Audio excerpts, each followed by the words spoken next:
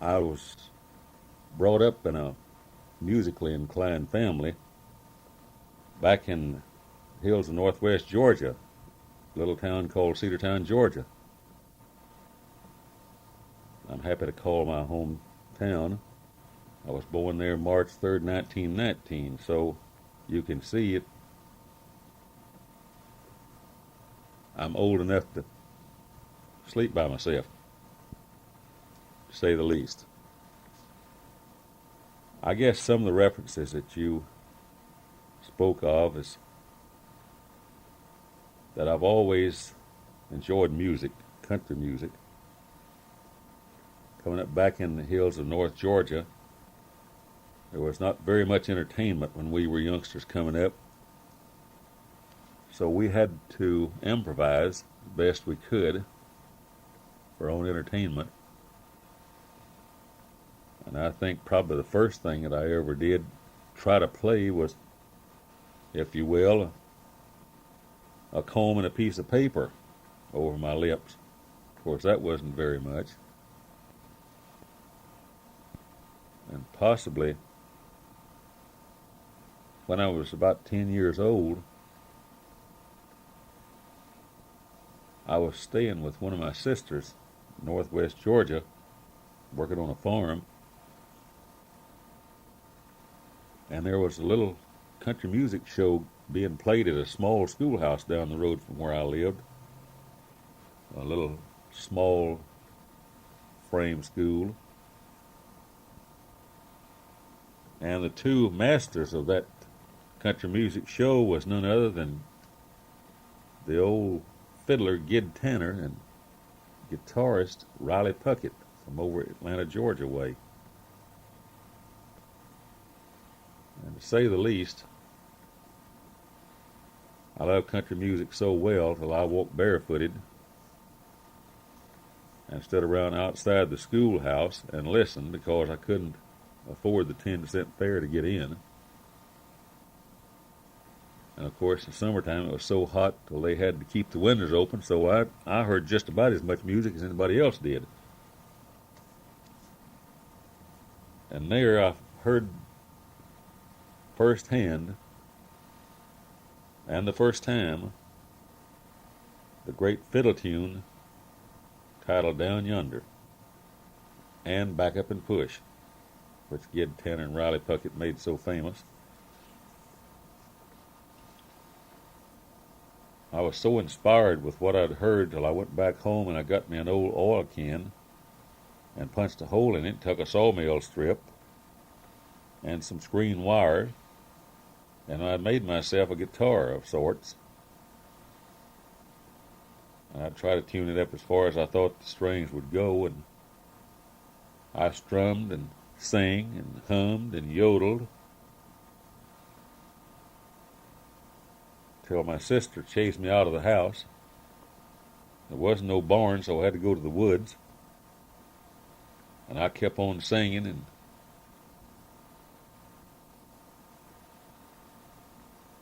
carried on my foolishness until I drove all the wild animals farther back into the river swamp. It's real bad when it gets to the point that animals can't take it either. So I guess not long after that, I remember I caught some rabbits in a rabbit trap. And I stopped a rolling store peddler and I traded a couple of rabbits to him for a harmonica. Of course, I couldn't play that either. After growing tired of that, I swapped the harmonica and an old Barlow pocket knife to a neighbor boy whose name was Gentry for an old flat-top Stella guitar that had come unglued around the edges. It had a warped neck, but that was all right, and no strings. So I took some shoe tacks and I tacked it back together, and eventually I got some of my uncle's old wore-out banjo strings, and I eventually made me a set of strings and put on it and strung it up, and I strummed that till I got chased off into the woods again. Of course, when I play and sing in the woods so much, I couldn't help but look around to see if there's any squirrels around, and they wasn't. They had went so far they hadn't come back yet, and I don't blame them for that.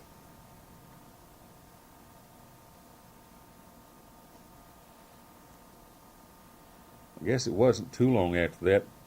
I don't really recall what happened to the old Stellar, except I think that one of the children sat down on it and busted it. I bought me a juice harp.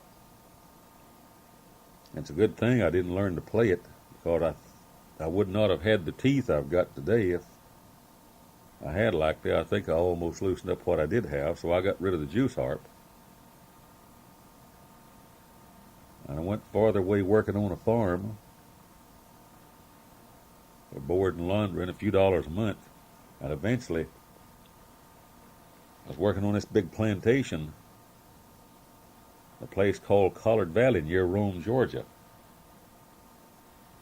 I would plow cotton, I would chop cotton, plow corn for about 35, 40 cents a day. And I was able to save enough until I ordered me a Sears Roebuck Silvertone out of the catalog. It cost $2.40. And they sent me an instruction book and a pick along. I soon learned how to tune it. And I also soon learned G, C, and D. It wasn't too long till I'd learned it ain't gonna rain no more. And I played that tune over and over so many times in G, C, and D and sing till my sister chased me out of the house. And this place, we did have a barn. Went out and got in the barn, and I kept right on singing the bullfrog sitting on the lily pad. I run all the cows out of the barn, and they didn't give milk for about 3 or 4 weeks. Had a couple of mules, and they kicked the barn doors loose, and they got out in the pasture and couldn't get them back in for a day or two. So you can tell from that my singing had much to be desired. About that same time, America's old blue yodeler, Jimmie Rodgers, had come out with some of his famous tunes. Of course, I thought I was good as Jimmie. And I would plow a mule, and I'd sing Blue Yodel number 1, 2, and 3, and so on. I got to the point, I think the old mule, he couldn't work very good unless I was singing and yodeling. I noticed every once in a while I'd hit some of them high notes. That old mule would shake his head, and all the time I thought he was just flipping the horsefly off his ears. But what he's trying to do is tell me that's so bad you're giving me the headache. But anyway, a little time would pass by, and I found myself working on the farm for one of my uncles, back again near Cedartown, Georgia. And I had a cousin there. She was the same age as me, Georgia McDowell, and she had an old flat-top Kalamazoo.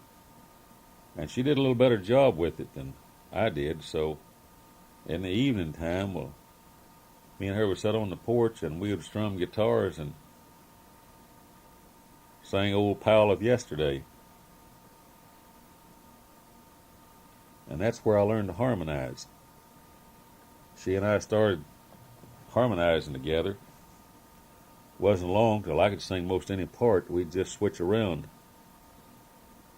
and play guitars right on. My uncle picked an old 5-string, and he played a harmonica, so we were in pretty fair demand at the neighborhood parties. I thought we were great. I still hadn't been able to learn any much more than G, C, and D. So if we couldn't play it in G, we just didn't play it. I kept moving around from place to place. Of course, my mother died when I was 9 years old, and this was the Depression years, as you might well have guessed. A young man, I was just moving from place to place, working where I could work. And I had moved away from there to North Alabama, where I'd been partially raised in my earlier years, working on a farm there for an old gentleman by the name of Hance Graves. And I'd made this man, who was a tenant farmer, a one-horse crop that year. That particular year happened to be 1938. And when I finished up that crop in July, I told myself there must be something better in this world for me that I would enjoy more than plowing a mule the rest of my life. So when I laid the crop by for the old man, I collected my $18 for my month's work, and I put on my Sunday best, sacked up me a shirt, and a toothbrush, and a brown paper bag, and I went down to the country store, Crossroads, and I bought all of my buddies a R.C. Cole and a moon pie, and I told them so long I was going looking for something. I'd see them later. I caught a truck into town, which is about 20 miles away, with Cullman. A bus into Cedartown, Georgia again. There I run into a cousin of mine from Atlanta, Georgia. He begged me to go into Atlanta with him and stay with him, and he'd get me a job. I wasn't too hard to persuade, so I went with him. The next morning, a friend of ours, he put me to work on an ice truck. Said, I'll give you $1 a day. And man, I didn't know what in the world I was going to do with so much money. No way I could spend $1 a day. Most money I'd ever seen. My cousin wasn't charging me anything for board. So man, to say the least, about $30 a month, I didn't know how to use all of that money. I tried mighty hard. Bought me an extra pair of pants and an extra pair of shoes, and of course, most country boys back them days didn't need socks, but I did buy a pair. And as you might well know, country boys didn't wear drawers either. So I didn't have any use for those. So my clothes didn't cost me an awful lot of money. So I had a lot of money left. However, Atlanta was really loaded with theaters.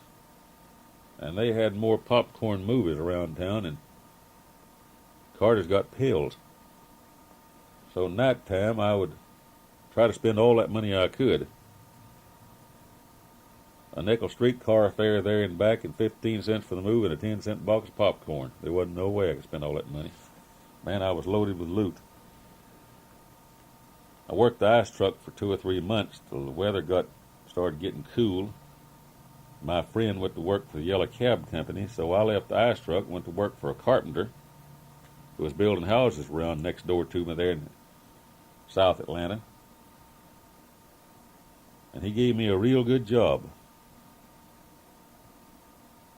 of picking a shovel, digging trenches in that red Georgia clay.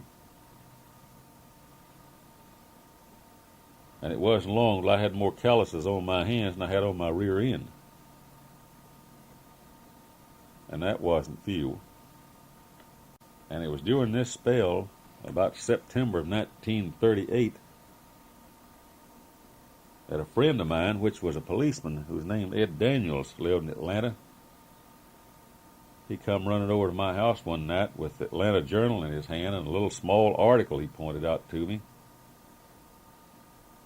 And he was all bent out of shape.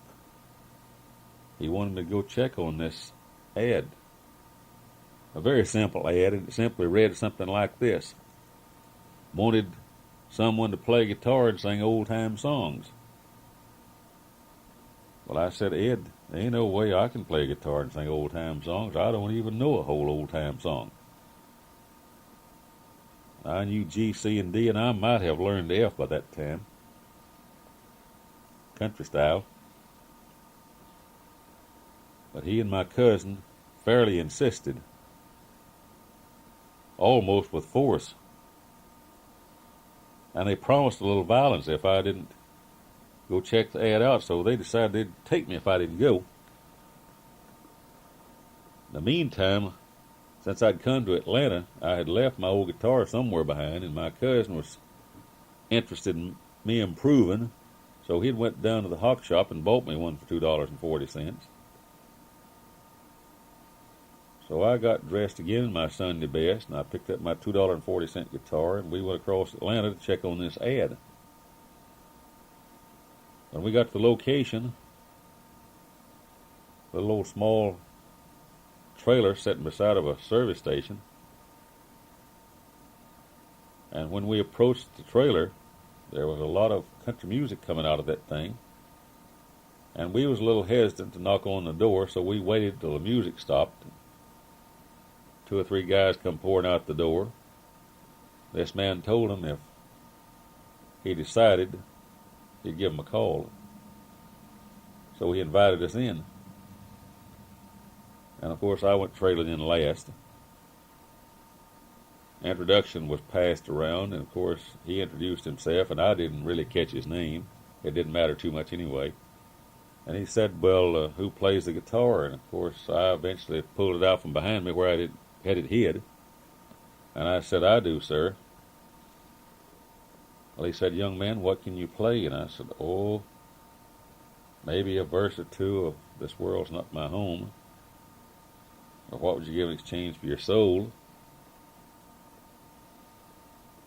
Not knowing at the moment yet who I was talking to. In the meantime, a few years passed before we learned about this guy. I'd been able on an old battery-powered radio to pick up WSM's Grand Ole Opry, or Grand Ole Opry.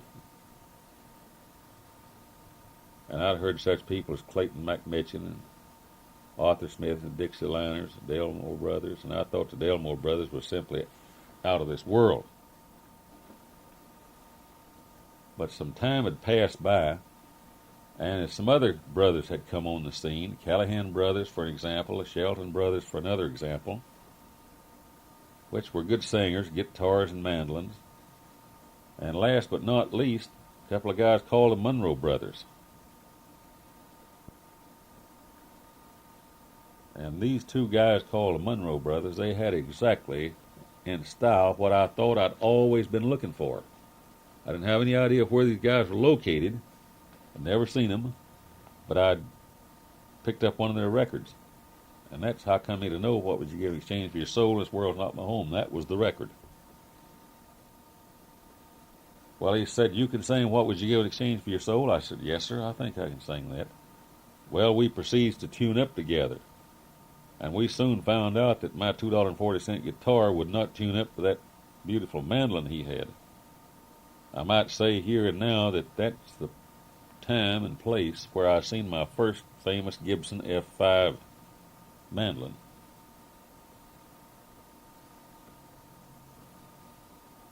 So he tuned down to my old guitar, and we hit out. We done about a verse in the chorus of What Would You Give in Exchange for Your Soul, and by that time, I recognized the voice. I didn't recognize the name. I recognized the voice singing with me. It had to be one of the Monroe Brothers. And I told myself, somewhere along the line, I missed this man's name in the introduction. This has got to be one of the Monroe Brothers. And I got so scared, I lost my voice. Had to stop playing. He asked me what was the matter, and I said, I just forgot the song. So we talked a moment. I think he knew what had really happened to me. I had realized that I was sitting playing with Bill Monroe. And I was shocked beyond reasoning. So I finally recovered, and he said, well, let's try This World's Not My Home. So we tried This World's Not My Home. I was beginning to get brave. I sang nearly 2 verses of that before I got scared to death and lost my voice again. So he had to laugh a little bit about it and kidded me. He said, you'll get over that. Don't let it worry you. He said, let's try What Would You Give in Exchange for Your Soul again. So we tried that, and we did a better job of it that time. his wife, whose name was Carolyn, was in the end of the trailer listening, and he asked her, he said, "Carolyn, what do you think?" She said, "I think he sounds more like Charlie Monroe than any man I ever heard sing not to be Charlie Monroe." And I seen a grin come over Bill's face, and he said, "Let's try that number again. I think we did it still a little bit better that time." And he turned around and told Carolyn, he said, "Well, Carolyn, I think I've found what I've been looking for." Well, certainly I didn't know what he had found in me that he had been looking for. I figured that he could not have been looking for very much if he'd found it in me.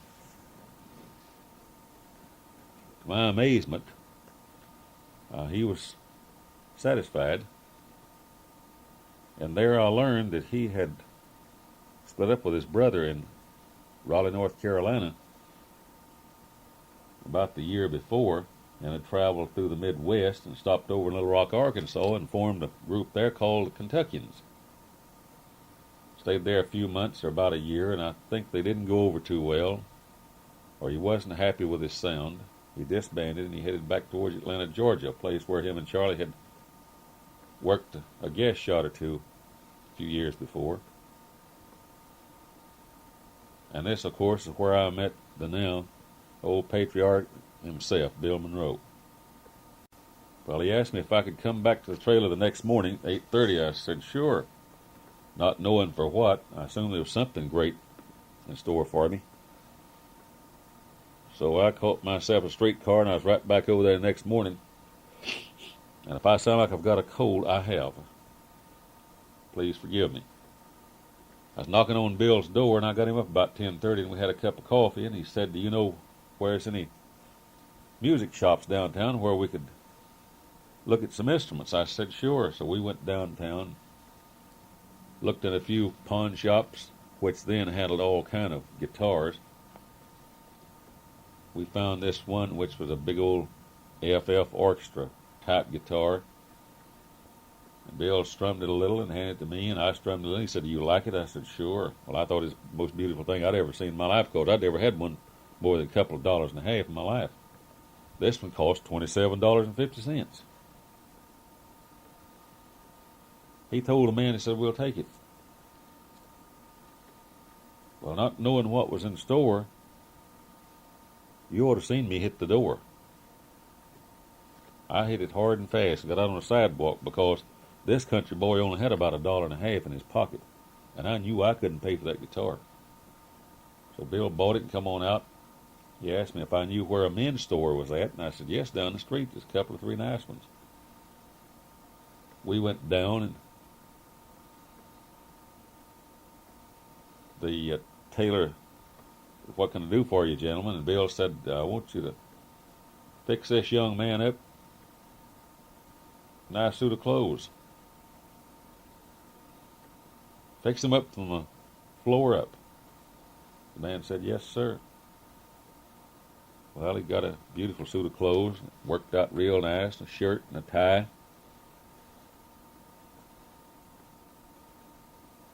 Some new socks, a pair of shoes. The man said, "Okay, sir." He told him, he said, "You're not finished with him yet." The man said, "Well, what else, sir?" He said, "Have you got any John B. Stetsons?" The man said, "Yes." So he fitted me up with a John B. Stetson, the wide brim. I'll tell you now, when he got through dressing me in that dude, James Cagney and George Raft never had anything on me with that hat brim pulled down over my eyes. Then he told a tailor, fix him up the same style, in which case we both walked out looking very nearly alike, except he weighed about 40 pounds more than me. Went back to his trailer, and I started to take his guitar in the house, and he said, "No, you take it home with you." I'd still never found out what the score was, and I didn't dare ask. Because Bill Monroe is a man you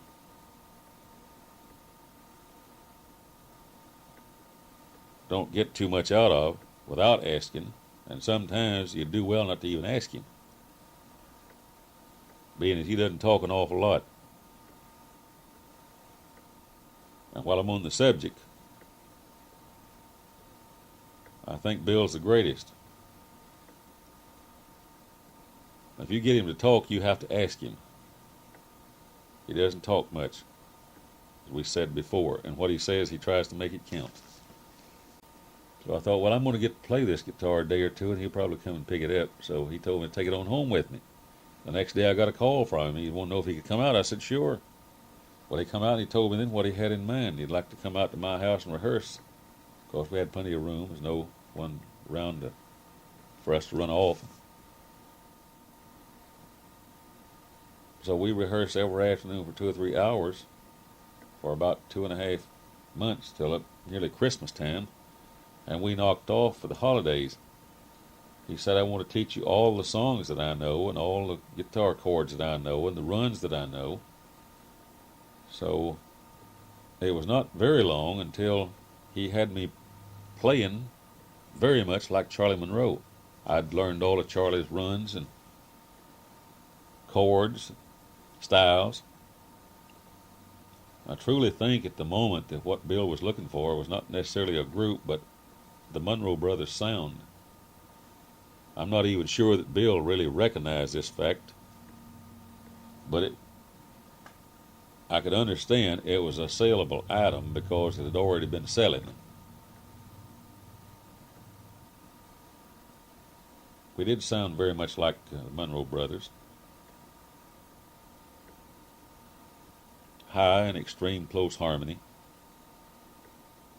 That's one thing that Bill and I had achieved in those few months that I never heard out of him and Charlie, at least on any of their recordings, was speed. We did as well with high harmony, but we speeded our tunes up pretty fast. We had gotten to the point that we were so fast that most players couldn't even keep up with us. Guitar and mandolin.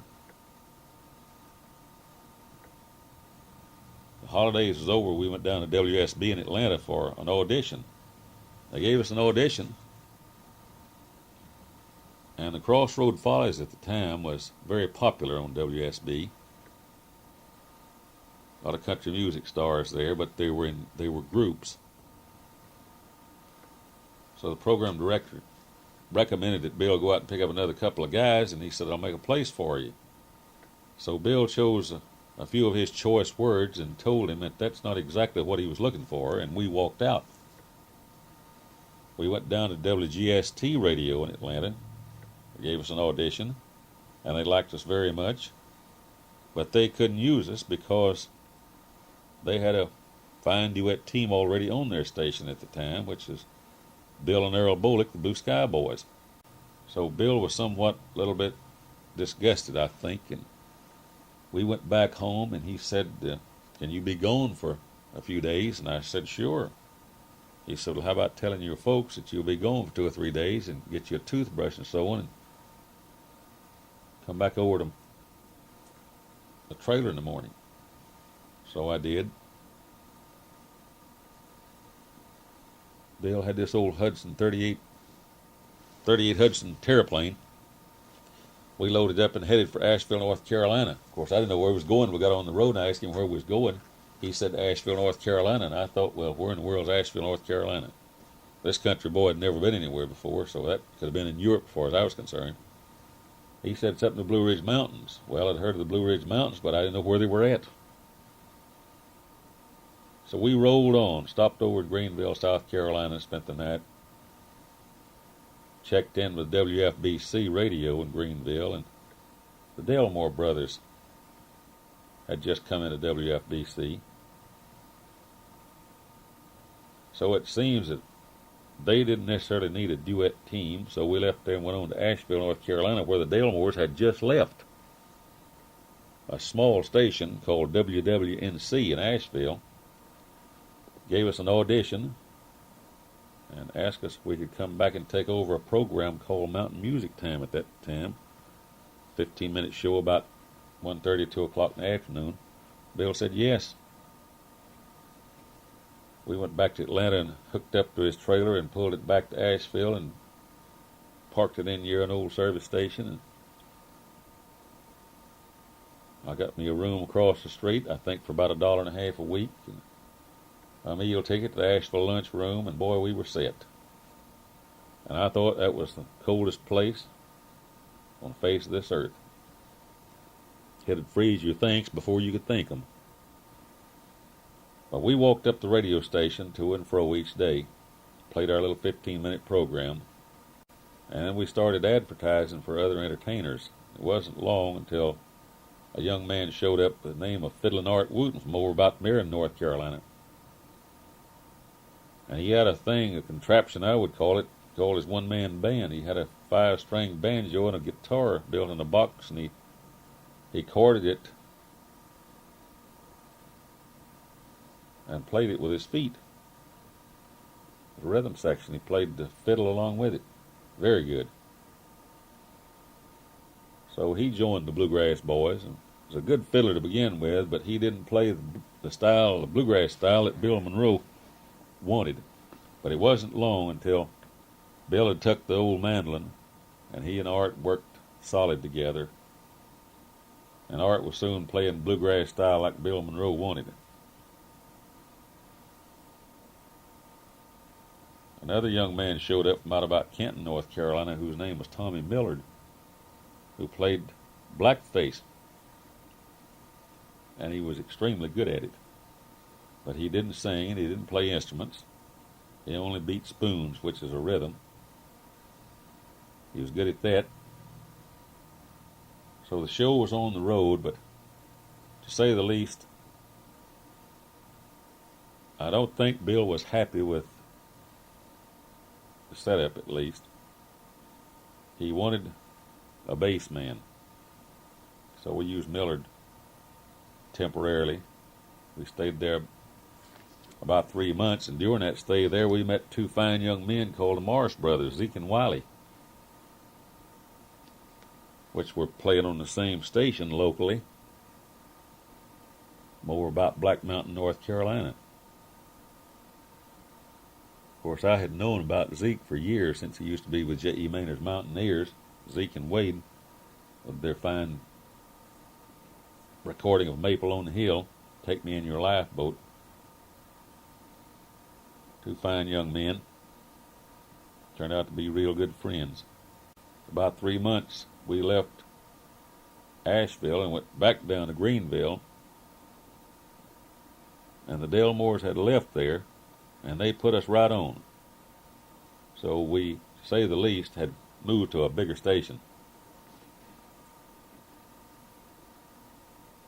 And we worked out of Greenville for about 6 months, and during this time, of course, Tommy Millard departed, and we were able to pick up a fine young man, the name of Amos Garren, who sang and played comedy and also played the doghouse bass real well. So the Bluegrass Boys team was just about complete. I think Bill was real happy with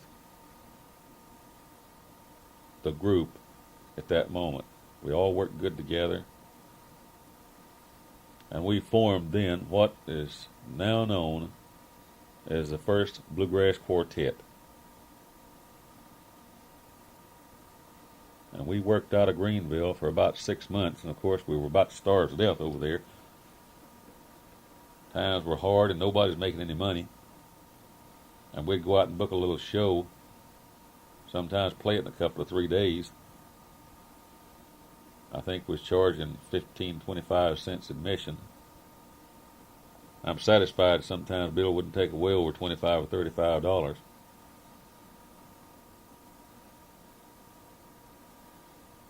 And after staying there about 6 months, he was getting ready to move on, but not before some of the most famous tunes that the Bluegrass Boys ever recorded come to life right there in Greenville, South Carolina. Bill had his trailer parked beside his service station, and this man, the owner, whose name was Gene Rampy, had an old grease house out in back. And he told us boys if we would clean up that grease house, we could use it for a rehearsal room. So we got out there and cleaned that thing up and put us a few seats in it. And that's where we hold rehearsals every afternoon. And it got to the point we had bigger crowds around that rehearsal room we usually had most of our shows. Well, I might tell you that right out of that Grace House come the now world-famous Mule Skinner Blues, bluegrass style. Footprints in the Snow, bluegrass style. No Letter in the Mail Today, Sparkling Blue Eyes, and several tunes that as American standards today, like Roll in My Sweet Baby's Arms, Foggy Mountaintop, bluegrass style. Those were numbers that we carried to the Grand Ole Opry. One day, Bill called me up to the house, asked me what I thought about going to the Grand Ole Opry. And I foolishly said, "Do you think we're good enough?"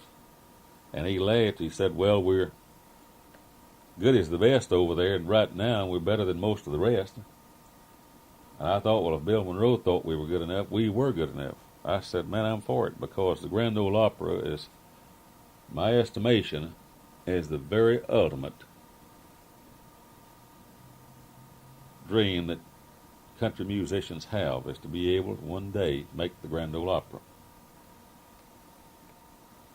Well, he said, you go back and tell other boys that get the toothbrushes ready. We're going to the Grand Ole Opry tomorrow. We're going to Nashville. We went to Nashville and got an audition, and it was none other than the solemn old judge, George D. Hay, and David Stone, who listened in. We got in Studio A, and we really put on the dog. We started out with Foggy Mountaintop, and Bill and I did the duet tune with a duet yodel, fast as white lightning.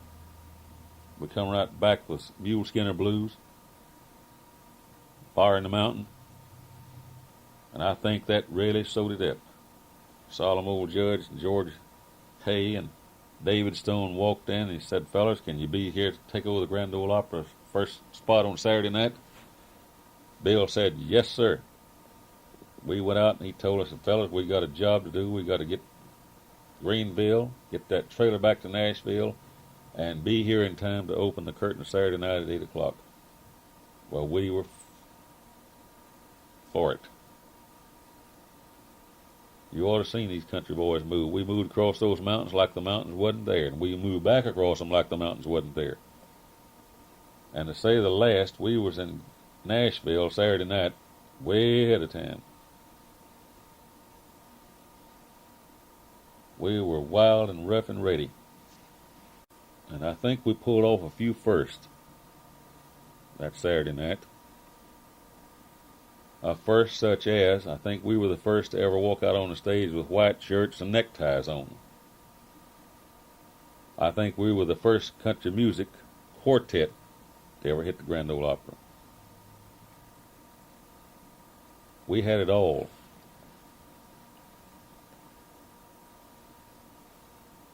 And last but not least, I think that when we hit that stage, such well-knowns as Roy Acuff today, Pee Wee King,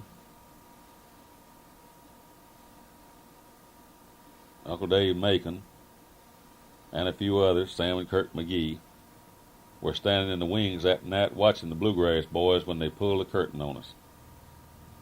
And we took off so fast and so furious till those people couldn't even think as fast as we played, I believe. And we opened up, I believe, with Foggy Mountaintop with that wild duet yodel that we had back then, and come right back with Mule Skinner Blues and some fast tune like Foggy Mountain or Fire in the Mountain or Katy Hill or something. Roll in My Sweet Baby's Arms. And those people like to play this to the us that night. I don't think there's any other act really you got to play more than one tune in that entire first program. And to say the last but not least, the show was really on the road. We had done exactly what we started out to do. And while we're on the subject Wayne, if you will, I would like to try to clear up something that I've been reading about with great interest for some time. I can't recall exactly when I first noticed it, but a number of years back, I did notice that Lester Flatt and Earl Scruggs were referred to as being the original bluegrass band. Well, I'd like to clear up something on that. The first bluegrass band that hit the Grand Ole Opry consisted of Bill Monroe on mandolin, J.C. Davis, which is me, on guitar, Art Wooten on the fiddle, and Amos Garren on the bass. That is the original bluegrass band that hit the Grand Ole Opry. There's another thing I would like to clear up, if it's possible. I've noticed also with interest in some of the country music magazines, last but not least, Bluegrass Unlimited, where Mr. Goodby had a review of Bill Monroe and his Bluegrass Boys in 1971, and he had made some sort of a statement concerning Lester Flatt's famous G-run. Well, I noticed in the article that Lester did not claim that he started the so-called Lester Flatt G-run, as Mr. Goodby seems to have stated in his review. It seems that Lester was saying that the run was around when he first went with the Bluegrass Boys. Well, certainly I would never want to steal any Lester's thunder, because he has been a great man, great asset to bluegrass, and a great friend. But I would like to straighten out a lot of people's thinking that Lester was absolutely right when he stated it was around when he come with the Bluegrass Boys. It was around because I started it. And it's easy to say how I started it. Charlie Monroe had a certain type of run in the key of G. I could make it very well, but it didn't fit in very good with fast-moving tunes. It was very hard to make if you was doing a real fast tune, the Bluegrass Boys style. So I worked around the Charlie Monroe's G-run, and I worked out one of my own that I could make at a high speed with the help of Bill Monroe. And as time went by, I perfected it more and more. And by the time I hit the Grand Ole Opry, it was a pretty popular G-run. And it got more popular as time went on, the Grand Ole Opry. Well, Clyde Moody, my successor, come along, and Clyde didn't use that run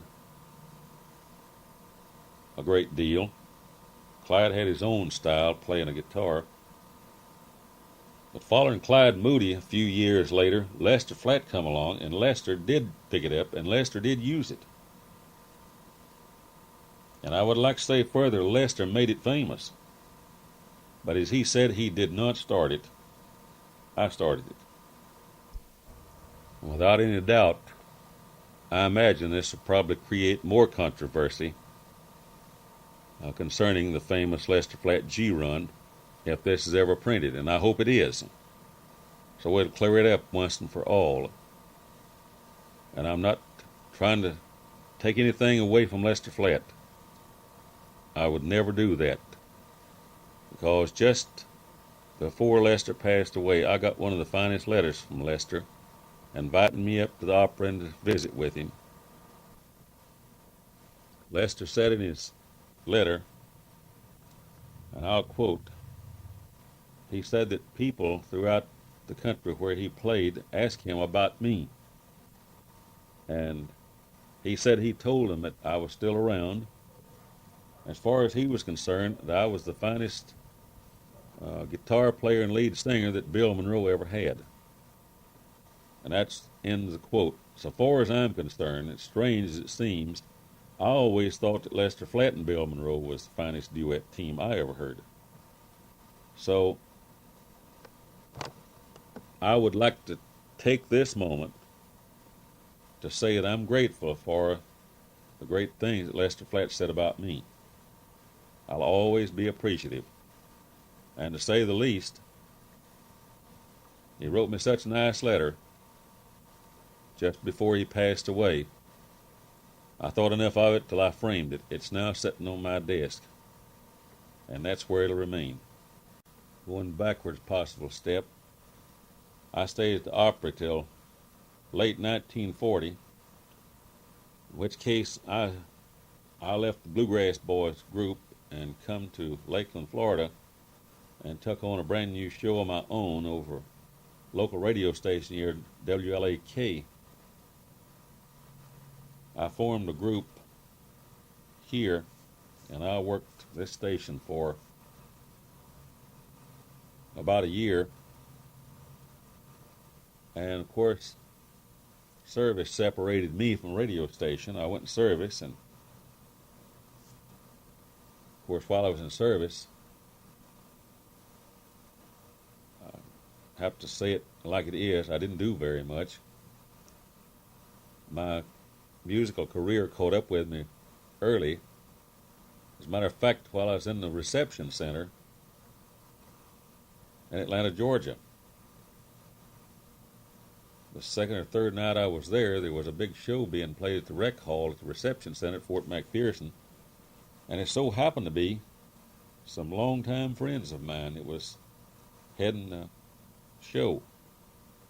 Hank Penny and his Radio Cowboys, and James and Martha Carson, and Leon Payne. Well, I got as close as I could, naturally, in those thousands of khaki uniforms. And lo and behold, Hank Penny spotted me, and he pulled me out of the crowd and pulled me right on in backstage and practically demanded that I had to be on the show that night. And of course, me being a new recruit, I thought you can't do anything without permission. So he got permission right quick like from the colonel. And of course, I appeared on the entire show that night. Had a contest, and needless to say, there wasn't too much contest to it. I won it. I sang an old song, What is Home Without Love? And of course, I'd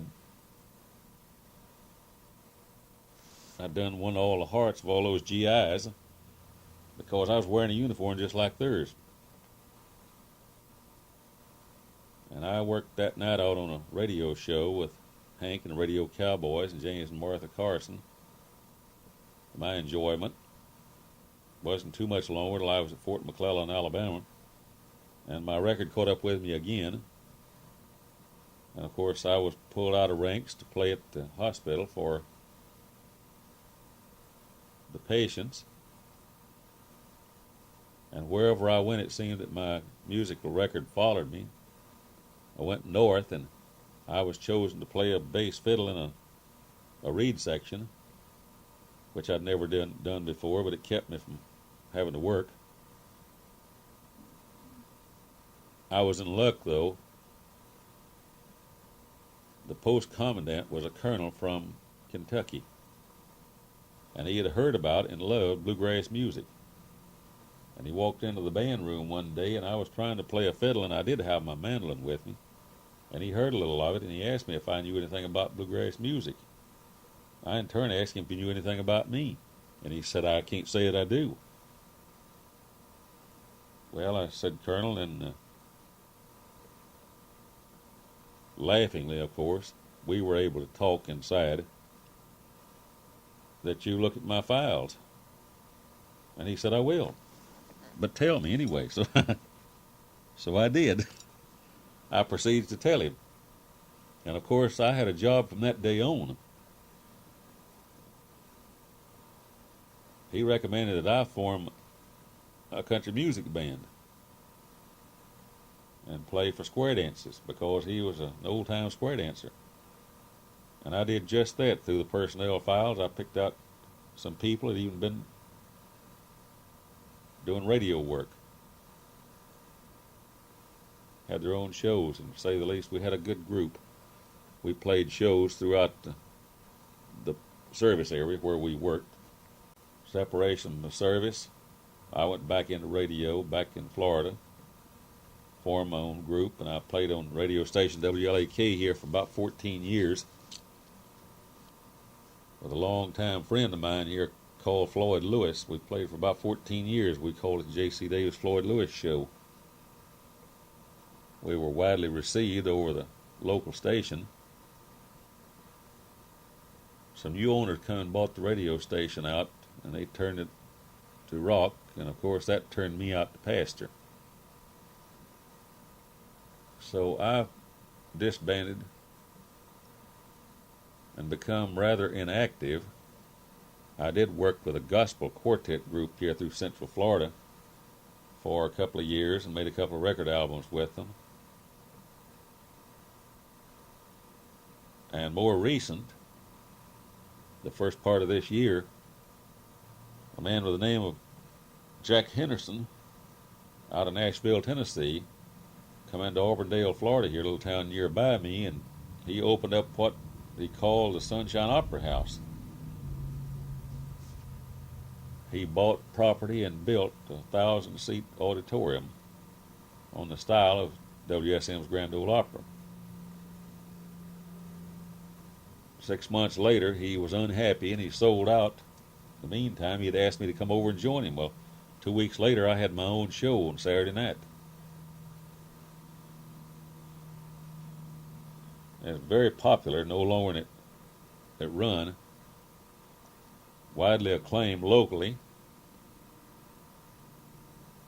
So when the Sunshine Opry House closed down 3 months ago, some of us musicians formed a corporation, and we bought what is about 17 acres of land, and we're building this Opry House. And that's why I haven't got back to you with my interview, is because all of my spare time has been taken up with getting this Opry House up and open, in which case we hope to be able to open no later than the 1st of December. It's my understanding that the first 2 shows is already sold out. We're opening a family theater, and we have some of the finest musicians here in Central Florida that I have ever heard. And I've traveled this country pretty far and wide. I have never heard any better than we have right here in Central Florida. They're in abundance. And while I'm on the subject, I don't know, Mr. Erbsen, if you're a musician or not. But if you are, I would like to invite you down to the Opry House, because we would be proud to have you. So I am back full-time active. I've been in the insurance business for a number of years, but on the weekends, I'm full-time music again. My regular Saturday night shows, similar to Grand Ole Opry style. Our new Opry House, located between Lakeland and Auburndale, Florida, and it's called the Florida Opry House. And while we're on the subject, I go to and from Nashville and visit with Bill quite often. Matter of fact, I got some songs that he wanted to record, and I haven't got them back to him yet. I wrote one about 25 years ago called My Birmingham Rose, and Bill wanted to record it, and I just haven't got it back to him. I've been writing songs practically ever since me and Bill got together. I started one in Fayetteville, North Carolina back in 1939 and never did finish it till a couple of years ago when Bill asked me about it. And he said, it's a good song. Finish it up and let me record it. Well, I come back home and finished it up, and I've never sent him any of them yet. But I did have one I wrote a few years back called Game of Shame, recorded out on the coast just recently by some Western group. They rewrote it rock style. I don't think very much of it because I wrote it country, so now I've got 2 songs copyrighted, one country style and one rock style. Well, about the only thing that I could say to tell you what is bluegrass, that's a type of mountain music from yesteryear. You might even call it soul music, and not as referred to today. It is a type of music that you can feel deep down in your soul. It tells a story of sad times and good times. The difference that sets bluegrass to me apart is the fact that me and Bill Monroe picked it up from yesteryear with some fine high harmony singing, and we speeded it up and set an extreme fast pace like nobody had ever heard before, or no one's, to my estimation, has been able to accomplish since. I know I talked to Bill some time back, and it seems that both of us are concerned about some of the same things. We were talking about what's going to happen to bluegrass music. Bill's wondering what's going to happen to bluegrass music when he's not around anymore. He says he doesn't like the trend of what he sees, and certainly I do not. Bluegrass music was based and founded on people who had deep respect, no drinking.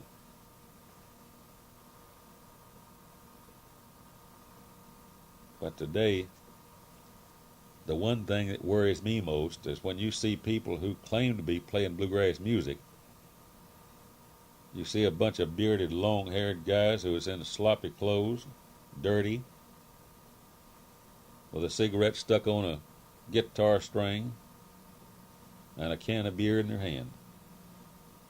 And mister, that is not what traditional bluegrass music was founded on.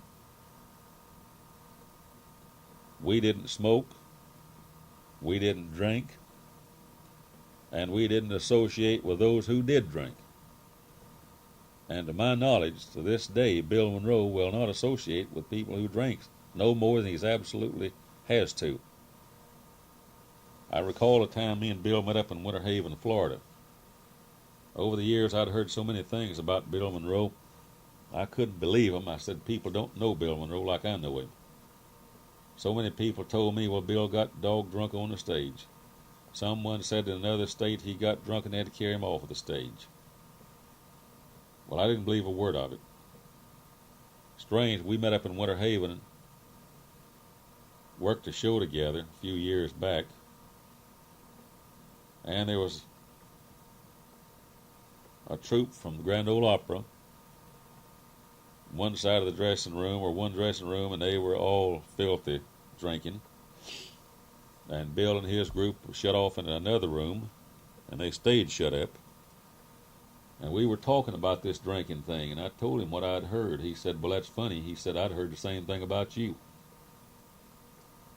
I said, not so, Bill. I don't drink. I don't even want to be around anybody who does. And he said, the same goes here. And he said, whatever you heard people say is not true. Well, I said, I didn't think so. It seems like I've got to rambling again, Wayne, so I'll wind this thing down and say thank you again many times over, and I hope that you can make something out of this. Like I said, this to me is a strange interview. I'm not used to this, so I hope you can make something out of it that's worth reading. And I hope that my bluegrass fans throughout the world may come to understand the hows and the whys that bluegrass music were started. And it was not easy.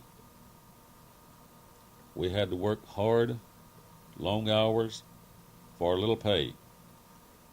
It was an extreme struggle when me and Bill Monroe started. Bill Monroe had to struggle on after I departed and went into service. But he don't have to struggle anymore. And I thank God for the people throughout this country that has received our good bluegrass music. And I want to thank you for this opportunity to say those few things. And maybe before long you'll be hearing from me again. As soon as I can make a new tape or a new sound, I may just mail you one. For now, this be J.C. Davis saying so long. Mr. Erbsen, I just received your letter in the mail. I can't help but say that I am extremely overjoyed at some of the things that some of the questions you ask. I'll be glad to try to answer them. Of course, it's going to take me a little bit of time to do so, but it's certainly no trouble. It's an extreme pleasure to get to work with you in this. I thoroughly enjoy recounting the earlier days and my younger years, and certainly enjoy thinking back over and reminiscing about my very early days in bluegrass, and especially the ways and how I met Bill Monroe and the little things we did that seemed like nothing. But as years go by, it seems that those little things turn out to be greater things. I'm sure that neither one of us realized when we met in Atlanta, Georgia, in the very early fall of 1938, that we would accomplish the history that we have over the years. And of course, mostly I would have to give Bill credit for this, because Bill has continued on down through the years and made bluegrass what it is, with the help of a lot of other fine entertainers, musicians, as the years has passed us by. But getting back to the questions, I'll do the best I can to answer them one by one in the order that you have them. I'm only sorry that you and I couldn't sit down and pick and sing and have a good time, noticing from all the fine instruments that you were capable of playing there. I play a few myself, other than the guitar and the mandolin, but not so very well. Getting back to question number one concerning the musically inclined family that I come from, I guess I would have to mean there that my father, in his earlier years, picked an old 5-string banjo, and it was more of the type that Uncle Dave Macon used to play. It was not too much more than a certain amount of brackets around it, and I can't remember how many, and a real long neck with not much more than an old coonskin dried and stretched over it for a head. And of course, before Dad would use it, he would have to either hold it out in the sunshine and let it bake a while, or he'd ever have to hold it before the big fireplace, or hold it in front of an oven, which was old wood-burning ovens, to warm up the head, to tighten it up so it would sound better. And he wasn't the greatest with it, but of course, 50 years ago, country music wasn't really all that great anyway, as smooth and polished as it is today. So Dad would get the old banjo head tightened up, and he'd thump off a few tunes, something like Cripple Creek. There's at least one I can recall. And he had a brother who played the 5-string. And I don't know if you want me to mention names or not, but I'll mention them if you feel free to use them if you wish. My father, of course, was Ben Davis from the North Georgia country of Polk County in Cedartown, Georgia. His brother, the one I just referred to, is Jim Davis, and he played the 5-string, and he also played an old mouth harp. And I think probably about all you could find back those days was an M. Honer or a Marine band, I believe was the ones.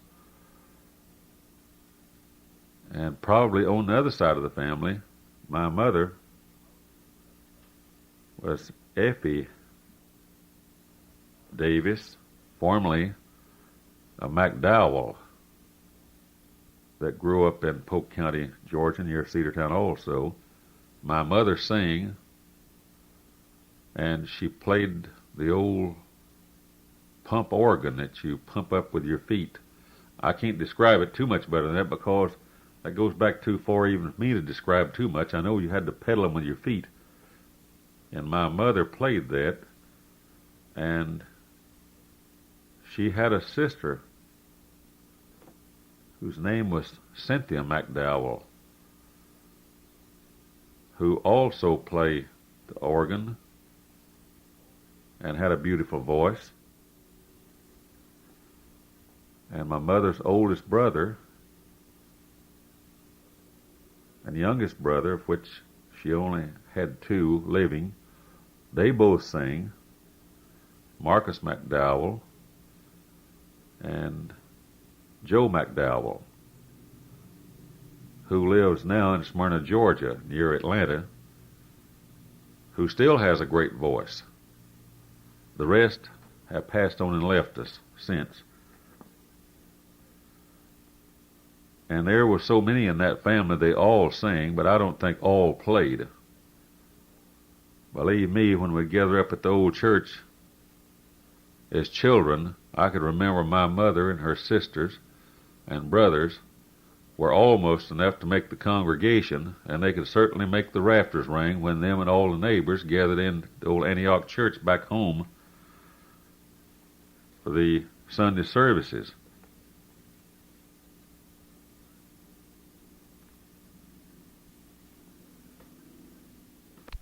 Speaking of another member of that same family, the McDowells, I had a cousin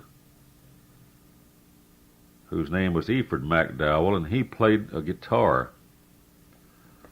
And as I recall, it might have been an old black Stellar guitar. Could have been an old black Kalamazoo, possibly. That's too far back to remember the exact instruments. And yes, they did help to shape, really, my younger years.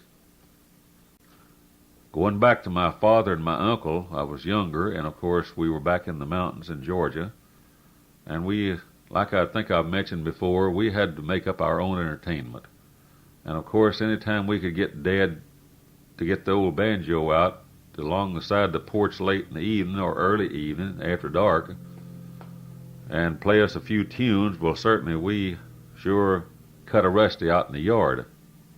Or even if it was our uncle.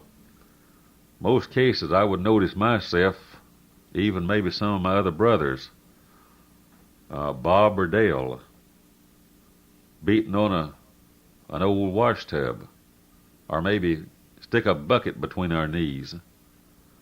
Back those years, you know, they had lard buckets. We'd stick those between our knees and beat on them like some of those Africans do the drums. So I would say that, yes, that had something to do with shaping my early days. I simply loved the sound of string music. I loved the sound of any good music, regardless. A lot of people don't like, or maybe I should say, did not like and questioned the music of Elvis Presley. But certainly I like some of Elvis Presley's music. He did a great job.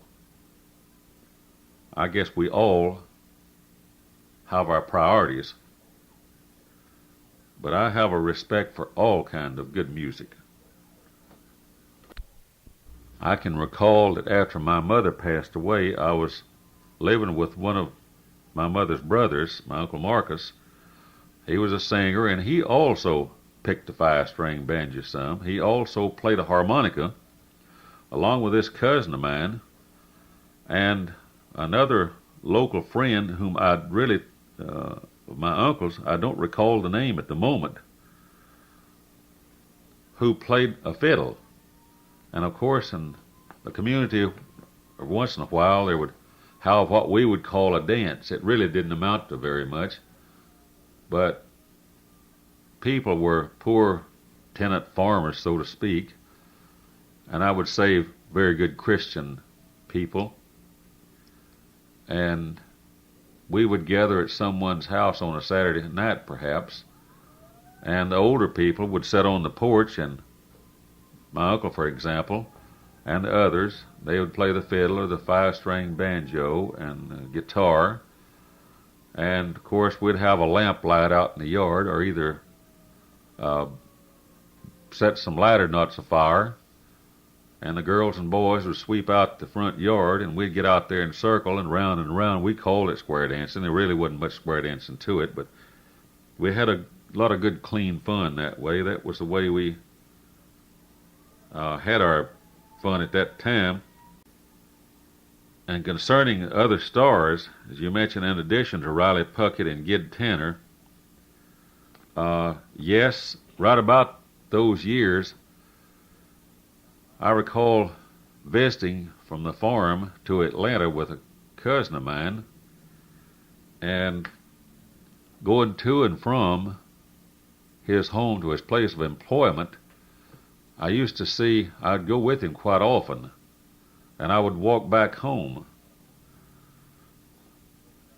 and I noticed an old gentleman sitting on a porch practically every morning, or every time that I walked up and down the streets in Atlanta, which was actually Memorial Drive I'm referring to. An old gentleman sitting on the porch, and he just looked like an old-time mountaineer. So one day I made the remark to my cousin, that old man looks like he might have come from the mountains back out around Cedartown. He said, well, I don't know if he come from out around Cedartown or not, but I do know who he is. And I asked him if who he was. He said that was Fiddlin' John Carson.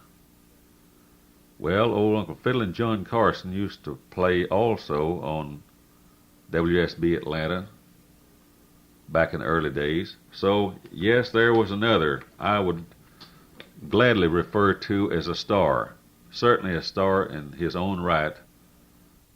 And as far as I'm concerned, he was a star because he was one of the early ones, like some of the early ones that George D. Hay had up on WSM in its very early days. You ask a question, who did I pattern my guitar playing after? Well, of course, possibly Riley Puckett was about the first I would call professional to hear. And then a cousin of mine there, Eford McDowell, which was not a professional. So I guess that was some of the very first. Immediately following that, the person whom I patterned my playing after more than anything, I guess, would be the grandfather of country music himself, Jimmie Rodgers, because he was the first person I can recall that I was able to buy records from or off. Perhaps I have forgotten someone. I'd like to go back to 1927-28, if I may, and remember that about the first record I ever heard was of the Carter family, A.P. Carter and Sarah and Maybelle, and their record of the Wildwood Flowers and Anchored in Love Divine. Well, of course, that type of music and that singing, type of guitar playing, certainly imprinted a picture on my mind, and of course it stayed with me, and I think everybody that's ever played a guitar very likely has tried at one time or another to play the Wildwood Flowers, and of course some does a beautiful job with it. So I would have to say that probably that and some of the guitar playing that I heard Riley Puckett do. And of course, naturally following that, or right in the same era, Jimmie Rodgers. And as time moved by, naturally following that, you begin to hear a number of others. I can recall listening to one of my very favorite singers and players, which was Pete Castle over Atlanta way, and Leon Payne, one of the greats from around Atlanta and Chattanooga, and his great song, I Love You Because.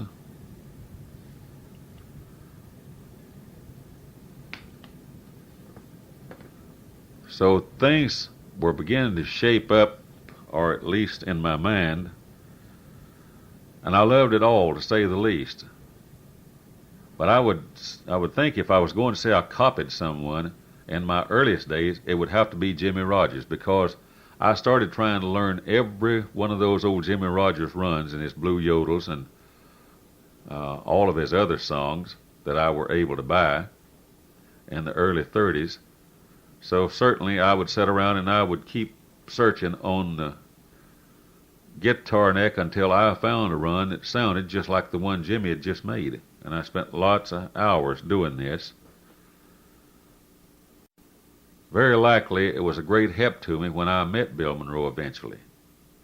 You ask if anyone showed me anything.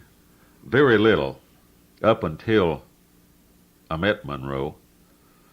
You asked another question, were you playing with a pick when you started with Monroe? Yes. What type of a pick? A plain old Nick Lucas, and which I still use this day, the Nick Lucas style. I have never deviated, except for possibly one or two times when I was on the road and I would be forced to buy something I did not like, which was a perfectly triangular pick, and I think you possibly recall some of those. It may still be around. But I still use the 40-year-ago Nick Lucas style, and of course other Gibson now has come out in the past years with the same style pick. And of course with the flat top, I usually use a very stiff pick, depending on what type of guitar I'm playing. I have a beautiful Gibson Electric Straight 335, and of course I use a medium gauge pick. In some instances I use a real thin limber pick. A lot depends on what I'm playing. If I'm using my Electric Straight for fill-in, for example in a church choir, or fill in with someone else playing, I'll use a real thin pick. But I always use a flat pick. I was never able to use thumb picks, finger picks. I tried that a time or two, and I would get them tangled up in the strings so badly till I couldn't get my fingers unloose. It's worse than getting a bull caught in a barbed wire fence. You asked, did I use a capo? Well, I tried that. Not while I was playing with Monroe, no.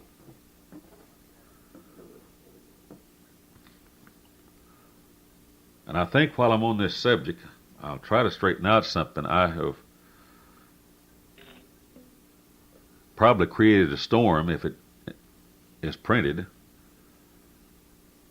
But I'd like to clear up something, and I don't recall if it's in the other tape or not, concerning the supposedly or often referred to famous Lester Flatt G-run, in which Lester does not claim to have started. So let's go back to the real beginning. I did not use a capo. I used, even in playing the key of A, I use it the long, A major. I've got long fingers. It was never any real problem to me. Although I love the beautiful sound when you put a capo on and you play in a G position in the key of A. I love that. To me it sounded like real beautiful bluegrass. But I was able to play and make all of my runs without a capo very easily because of my very long fingers.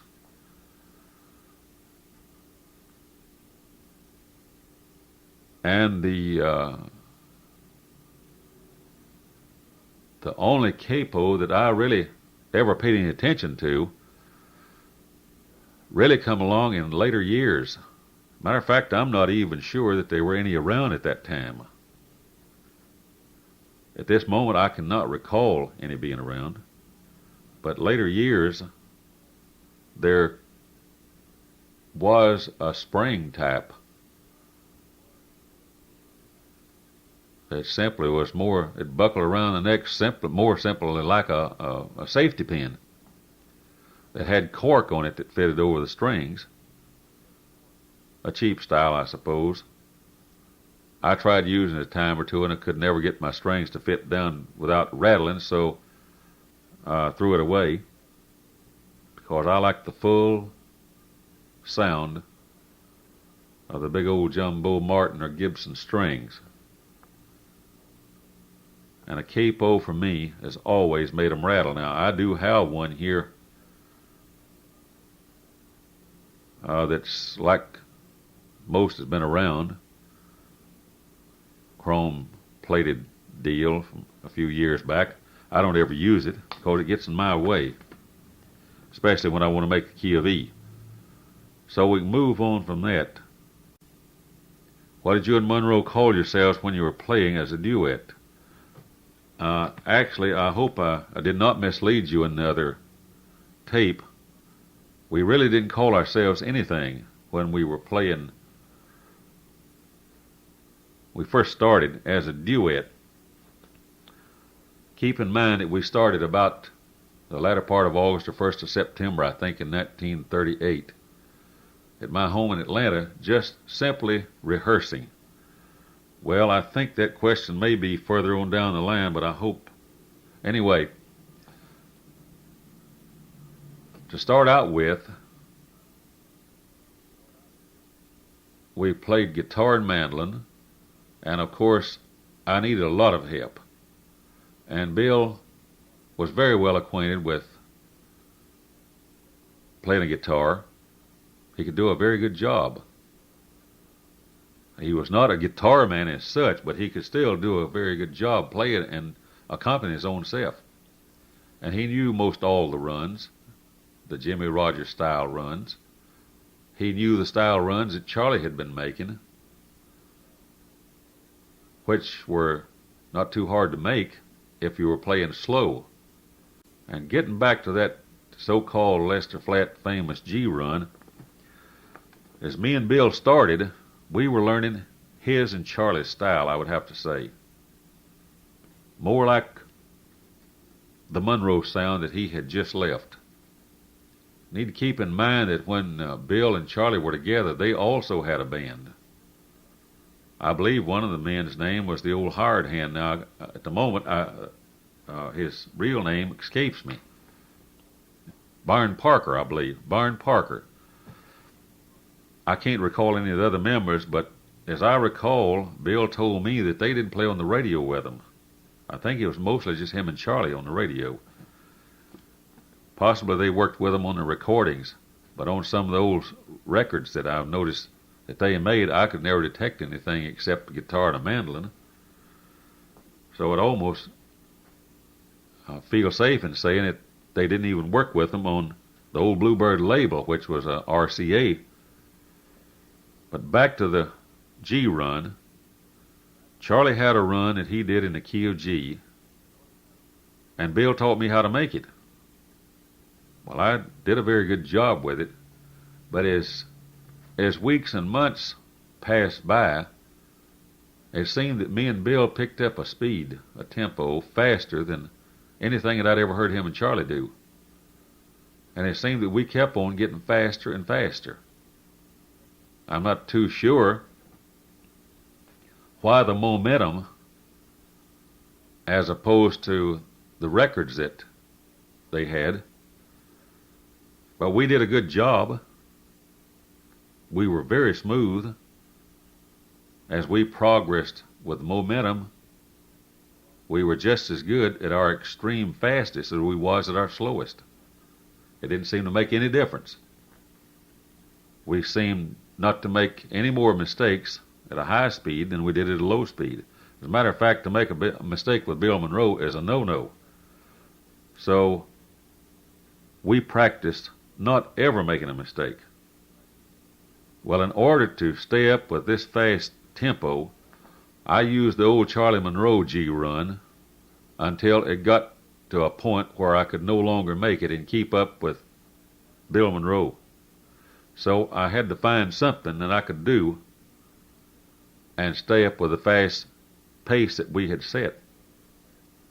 So with the help of Bill, I modified the old Charlie Monroe G-run, and I made it into what is now called the famous Lester Flatt G-run, which I could do at an extreme fast pace, at any pace. Well, I not only make it in the key of G, I make it in the key of D, and I make it in the key of C. I can make it in the key of A. I can make it in one of those places just as easy as I can make it in another. It does fit better, it seems, in the key of G, because that's where you hear most bluegrass pickers put it. I don't know if this tape has turned into a bunch of mumbo-jumbo or not, but we did continue to feature numbers that Bill and Charlie had made popular. And I think one of your questions was, I think that Bill was very likely, in our infant days, I think Bill was trying to follow the Monroe Brothers style. And I think I possibly know the reason. He was back in the territory in which the Monroe Brothers had worked and had made their name so famous. And they had worked over various radio stations, WSB Atlanta, WFBC Greenville, WWNC, I believe, in Asheville, and especially WPTF in Raleigh, and WBT in Charlotte, and of course a number of stations throughout that country. I think WHAS in Louisville. So the Monroe Brothers name and sound was very popular throughout the lower Appalachians. And I think Bill was trying to stay with that to regain notoriety over the airwaves as he was building his own group. Now, you really asked me a few hard questions I'm not quite able to answer. One concerned our audition at WSB in Atlanta and why he did not want to add other musicians and form a group on the Crossroad Follies. That's a question I cannot really answer. I don't know the reason. Possibly he became irritated with the program director at WSB. That's what I would like to think. I think Bill was trying to, probably felt like the man was trying to tell him what he ought to do. And I think Bill already knew what he wanted to do. He very likely wanted to go on the air as a duet team with the Monroe sound and use the musicians and show business on stage. This is a possible answer. It's more to my liking than anything else I could think of at the moment. And of course, we immediately went over to Carolinas to WWNC in Asheville, and we started on the radio. And as I recall, in our earliest days, possibly the announcer referred to us as Bill Monroe and Cleo Davis. I think I'm right in this. But I think also that Bill had found a location that he thought he could likely start building from And he used the Monroe Brothers sound to draw attention, gain publicity. And of course, a lot of our mail in the early days it did come in addressed to the Monroe Brothers. I think a lot of people thought that possibly that's who they were listening at. Some come into Bill Monroe. Very little come into me. Anyway, Bill was already very popular throughout that region.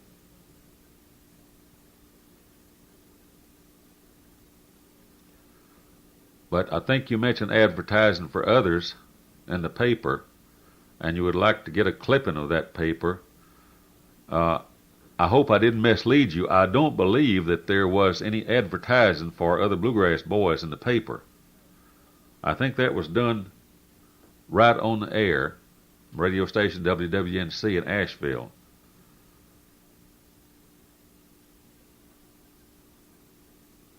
Not to my knowledge, there was none in any paper. And yes, we did talk about it together. As the days went by, we kept rehearsing constantly and learning new songs. We picked up many numbers that other people had been using, and of course some I'm sure you're quite familiar with. The Delmore's old numbers, Southern Moon, and the Nashville Blues. Gonna lay down my old guitar when it's time for the whippoorwills to sing. I could probably name off several more if I just had the time, but I think use up a good-sized tape here explaining some of these things. But anyway, the Callahan Brothers also, as you recall, or may recall, was very popular back in that time. And the Callahan Brothers had a beautiful sound. They sing, as I would refer to them, tear-jerkers, blues-type songs.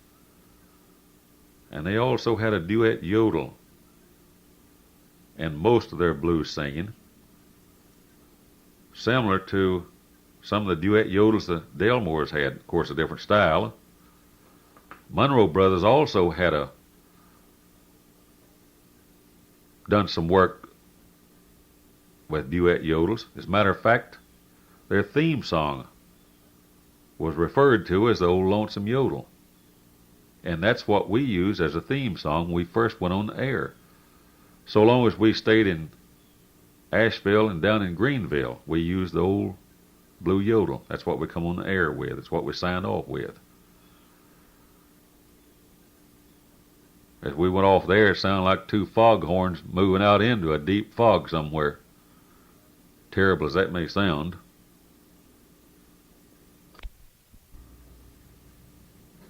Speaking of, after playing for a while with Bill, or sometime as a duet, did your sound come closer to sounding like Monroe's? Yes. As a matter of fact, naturally I think all good wines gets better with age. I think possibly that all of our singing got better with time and practice. But I think that when we went on the air in the earliest days, we were just about as smooth could be, because we had worked at it so hard and so long to be absolutely perfect, which we were not, but we thought we were. And you ask a question here that possibly I'm going to upset the entire historians. Did Bill ever sing solos, or while you were working with Bill as a duet, did Bill ever sing solos? Some bluegrass historians say he never did. Well, I have to correct the historians, because he most certainly did. Bill was very good at it. I used to think he didn't have the best solo voice in the world, but he was very good at it. Of course, one of the first ones I ever heard him sing was Blue Eyes. And of course, Blue Eyes is a good song, but we used it in a comedy skit. with a black face coming out crying after Bill was singing it so slow and so lonesome. Blackface would come out on the stage crying and lean on Bill's shoulders, and he would almost go into convulsions, and I almost would break up almost myself. Yes, Bill sang solos, and he sang many others other than Blue Eyes, and a number of them, as a matter of fact. The famous Mule Skinner Blues, and the very famous Footprints in the Snow, and many other numbers, such as Blue Yodel Number 9. And Bill did them as specials, and he became so popular, he put them over with such great style that people kept on screaming for more, so naturally he had to keep on working and searching for new ones. But those are some that I can recall that he did. And he did them with great style. And when Bill would do a solo number, I could also remind the historians that in most every case, me and Bill always switched instruments. He would take my guitar, I'd take his mandolin. Bill always accompanied himself as a rule when he was singing a solo. If he sang Blue Eyes, he usually always accompanied himself. That is, especially in the early days. The Mule Skinner Blues likewise, Footprints in the Snow the same way. Some of those other numbers, Black Blue Yodel Number 9. He used a guitar for his own accompaniment, and we would back him up. You asked a question concerning, did you ever harmonize with Bill? Yes, a few times. In the early years, I was very capable of harmonizing with him. I had a real high-pitched voice, and I could harmonize in many instances. As a matter of fact, it may seem strange for someone to say today that Bill Monroe and I used to do He'll Set Your Fields on Fire as a duet. We did. I would lead it. Bill would sing the second part of tenor, skip the Malou style till it got over to the chorus, and you'll probably laugh real big now. Then Bill would pick up the bass lead, and I would follow with the second part. And on the tail end of the bass, I would come back to the lead, and Bill would jump back to the tenor. Now laugh that one off, if you will. But we worked it out, and we did a good job. People liked it. Of course, I'd like to say that later on, after the famous Bluegrass Quartet come into being, things changed naturally. I sang the bass all the way through. My good friend that's passed on now, the original Bluegrass Boys, Amos Garren, did the lead. Bill did the tenor. Fiddlin' Art Wooten did a baritone.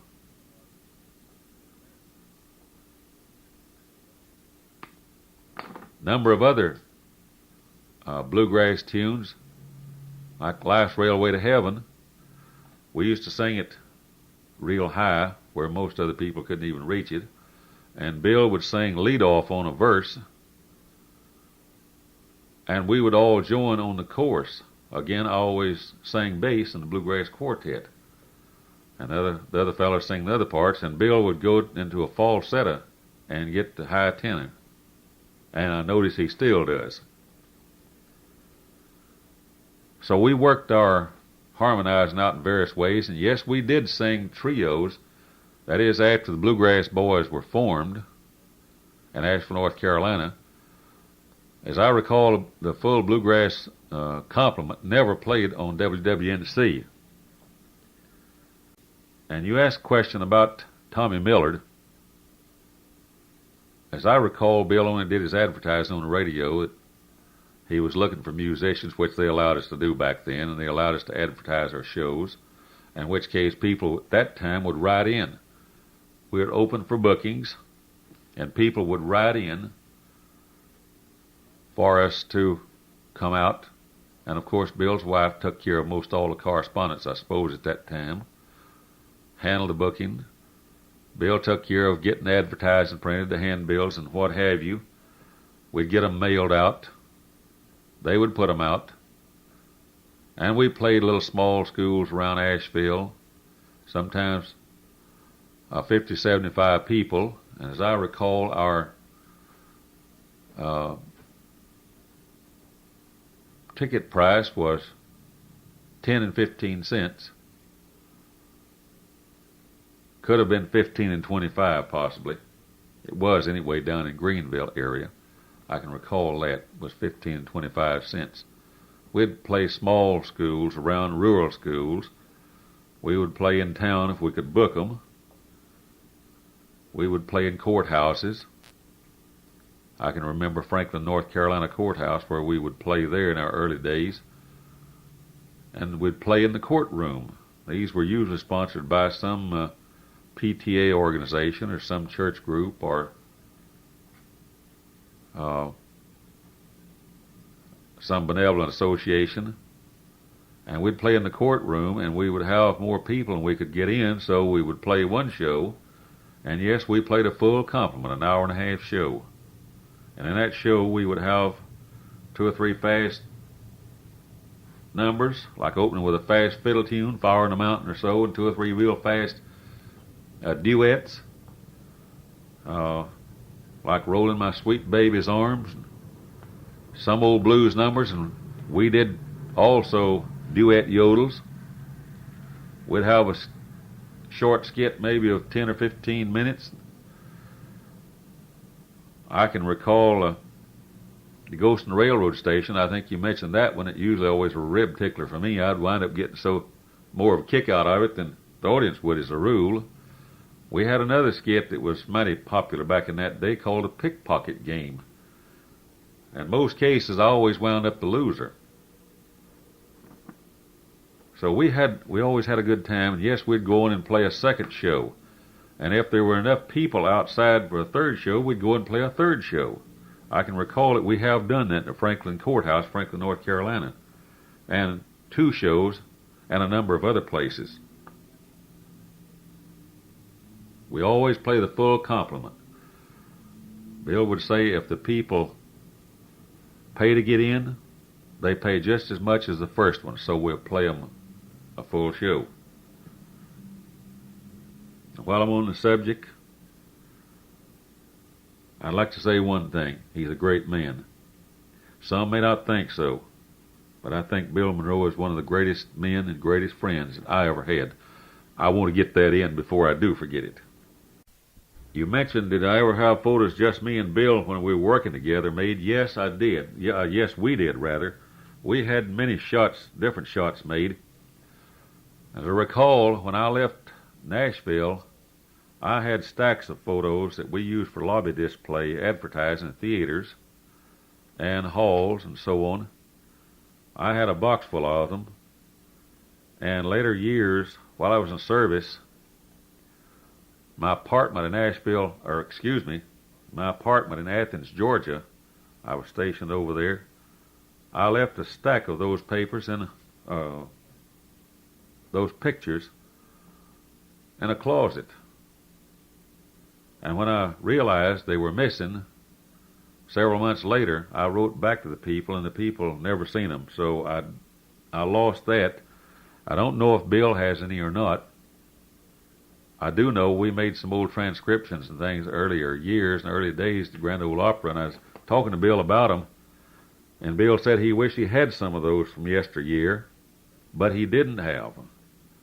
So he moved around and lost them too. So I've got one picture here. I don't recall if I sent you a copy of it or not, but I do have one picture of me and Bill that was made at the gift shop at Blowing Rock, North Carolina. The picture was taken out back of the gift shop, out towards the point where you look off. I'll send you a copy of that. As usual, I always try to take my hat off. I don't know, I guess I just didn't like to wear a hat. As usual, Bill usually always kept his hat on. So you'll note in this picture that Bill's wearing a hat and I'm not. But that's the case in most all cases you'll ever see of their older days. Most cases, Bill's wearing a hat, and I'm usually do not have on a hat. But I will send you a copy of this. It's the only one that I have at the moment of the old pictures. I believe that I probably have some newer pictures that was made at his office in Nashville. Some probably back in 1969, and probably some about 2 years ago on another visit I made with him to Opry House. If I can find them, I'll send them, but they're very likely to be colored pictures. But anyway, at least the latter. Talking about forming a band in Asheville, North Carolina, again, I repeat, to my knowledge, there was no newspaper advertising. It was done on the radio. And yes, I think that Bill had a very firm idea of what he wanted. I think likely he was searching for a sound. I also think that likely he was not going to be satisfied until he found that sound. I can recall Glenn Miller saying this many years ago, that he searched and searched in his younger days for a sound. And he said he would never be satisfied until he found the sound that he was searching for.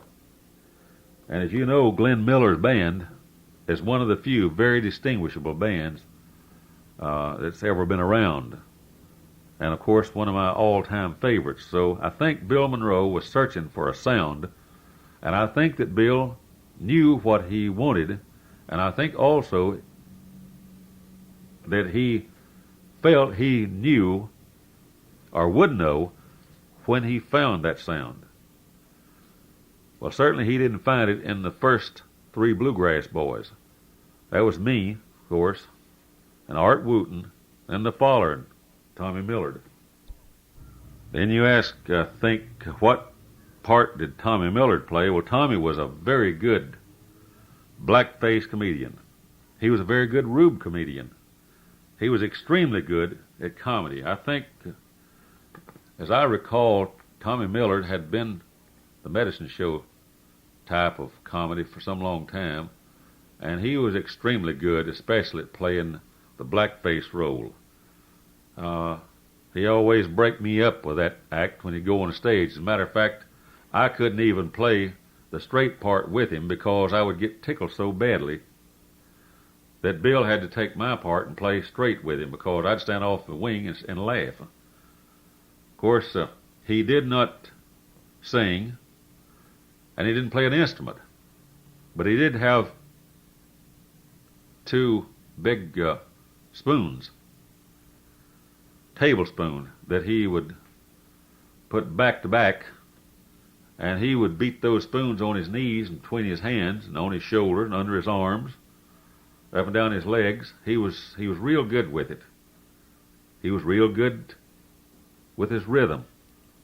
And I believe he had a couple of bones in his suitcase. I think he used those from time to time for the same purpose, just keeping time, which was good, and the act on the stage. Speaking about the Bluegrass Boys title, I think that I can recall after we had went to Asheville, North Carolina for an audition, been accepted, they told us we could have the program. We had to go back to Atlanta, Georgia, and pick up Bill's trailer and pull it back to Asheville and set it up. Then we go to work. So we go back to Atlanta, tell my people that I'm moving out, and he gets his trailer, and we head back to Asheville, North Carolina. And of course, just before we hit the foot of the mountains, between Greenville and the foothills of the mountains,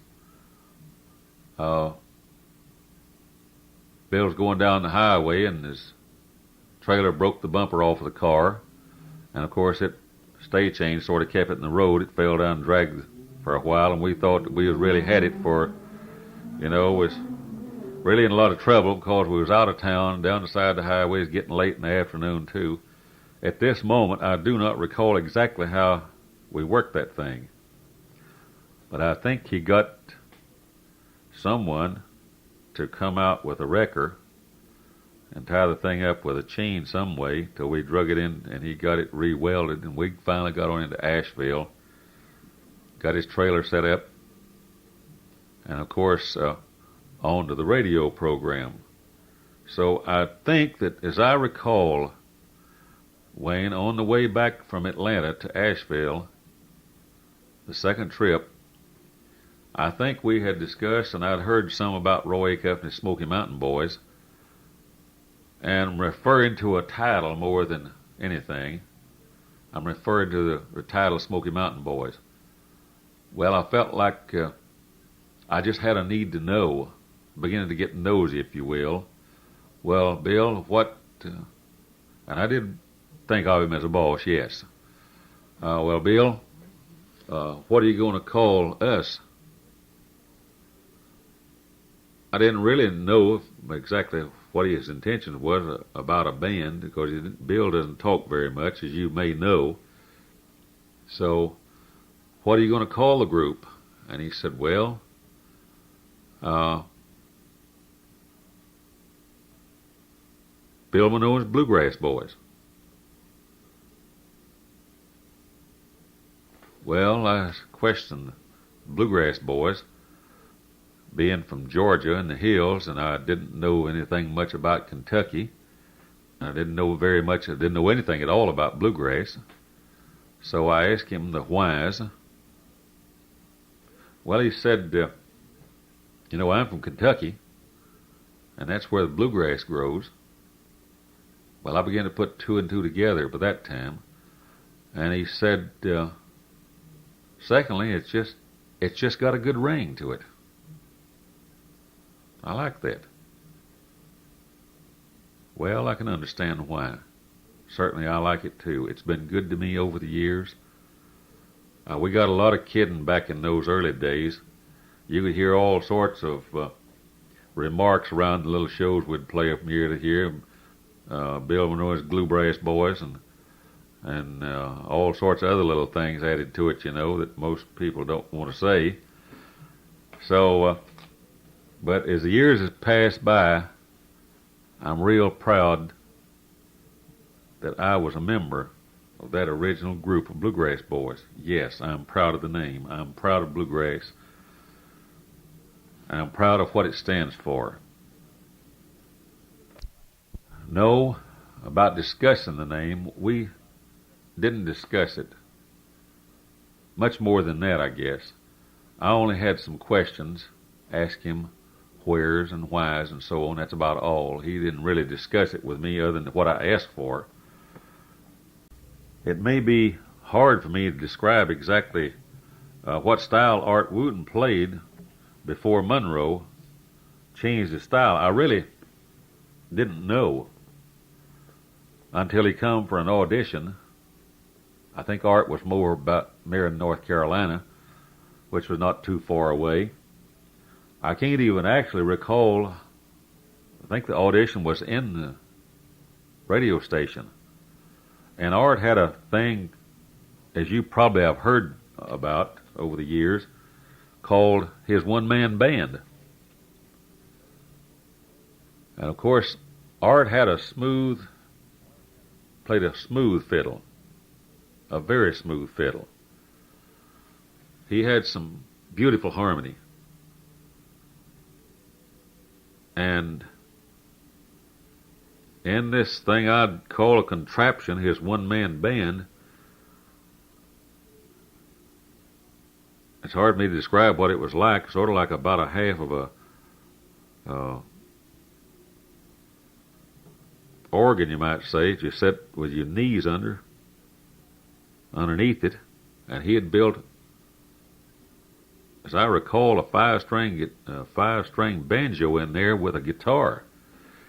And he had so arranged this thing where he picked it with one foot, and he had built chording apparatuses in there that he could chord it with one foot and pick it with the other and play the fiddle at the same time.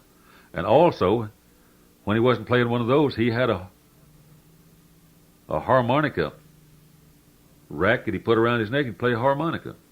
He's very good at it. Well, we used that act on the stage many times over. But Bill Monroe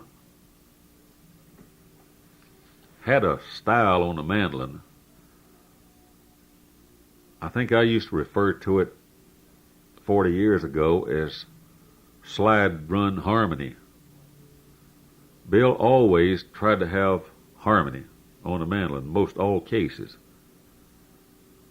Unless he was really picking out some sort of a hoedown. In that case, he would pick many individual notes. And Bill knows many, many old-time fiddle tunes. And furthermore, he can play them. Possibly precision is not the right word, with great accuracy and style. And of course, I can recall too that he had a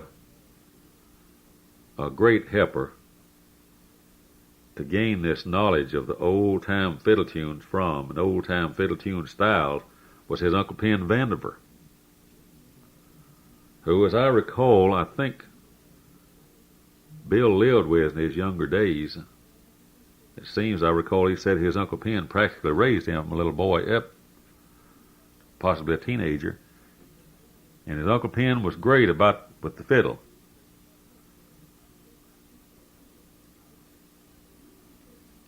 So it's pretty hard for me to say exactly how this might have come about. I think Bill had a style on the mandolin, and possibly Art wasn't totally up to that style, but he was great. So I think Bill wanted Art to play practically the exact style of slide runs on that fiddle that he was playing on the mandolin at that time. I'm sorry, but I'm not that good at remembering and describing the exact changes back in that day. I just know it was beautiful. And I do know that we spent a lot of time in rehearsal. A lot of time. And we had to get each note exactly right before it went on the air. It had to be worked out exactly right, or it just didn't go on the air. It was almost such thing as you don't make a mistake on one of Bill Monroe's shows, and especially on the radio. Of course, that is really bending the truth out of shape some, but that's about the way Bill was, and probably very likely still is. You must be very nearly perfect. He just does not allow for mistakes, close harmony, etc. Concerning the auditioning of the musicians that showed up, we auditioned them, guitar and mandolin, and whoever showed up. I didn't do it by myself, and neither did Bill. We did it together, and that was about the size of that, really. Sort of going back to the beginning, the question was how much time elapsed between the time we started rehearsing and the time we come to Asheville. As I recall, we probably met somewhere around the 1st of September, 1938. Possibly the latter part of September. That's about as close as I can get, really. And as I recall, after we got 2 or 3 days of introductions, so on, and guitar purchased,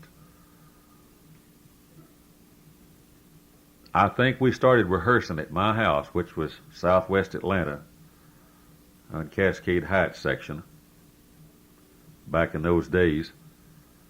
I think we rehearsed about every afternoon, roughly from 1 or 2 o'clock till 4 or 5 o'clock, every day.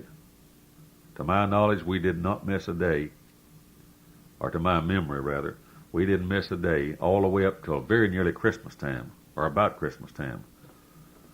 And we slowed down a little bit there for the holidays, and likely we didn't rehearse very much through the holidays as I can recall.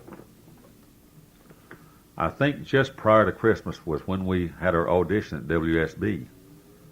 And also, as I recall, we had the audition at WGST possibly the same day or the next. In which case, I think Bill wound up in total disgust, not necessarily with WGST, but the fact that WSB apparently wanted to tell him how to run his show. Of course, I think it'd be a mistake for anyone to try to approach that level of trying to tell Bill how to run his show or his business.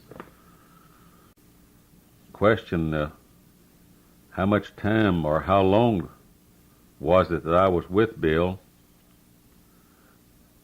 It was just about almost exactly 2 years. I would say probably from the 1st of September 1938. And then my last broadcast from WSM, Grand Ole Opry, was August 31st, 1940. So that would make it almost exactly 2 years. That is, from time we met until I left Bluegrass Boys in the Grand Ole Opry.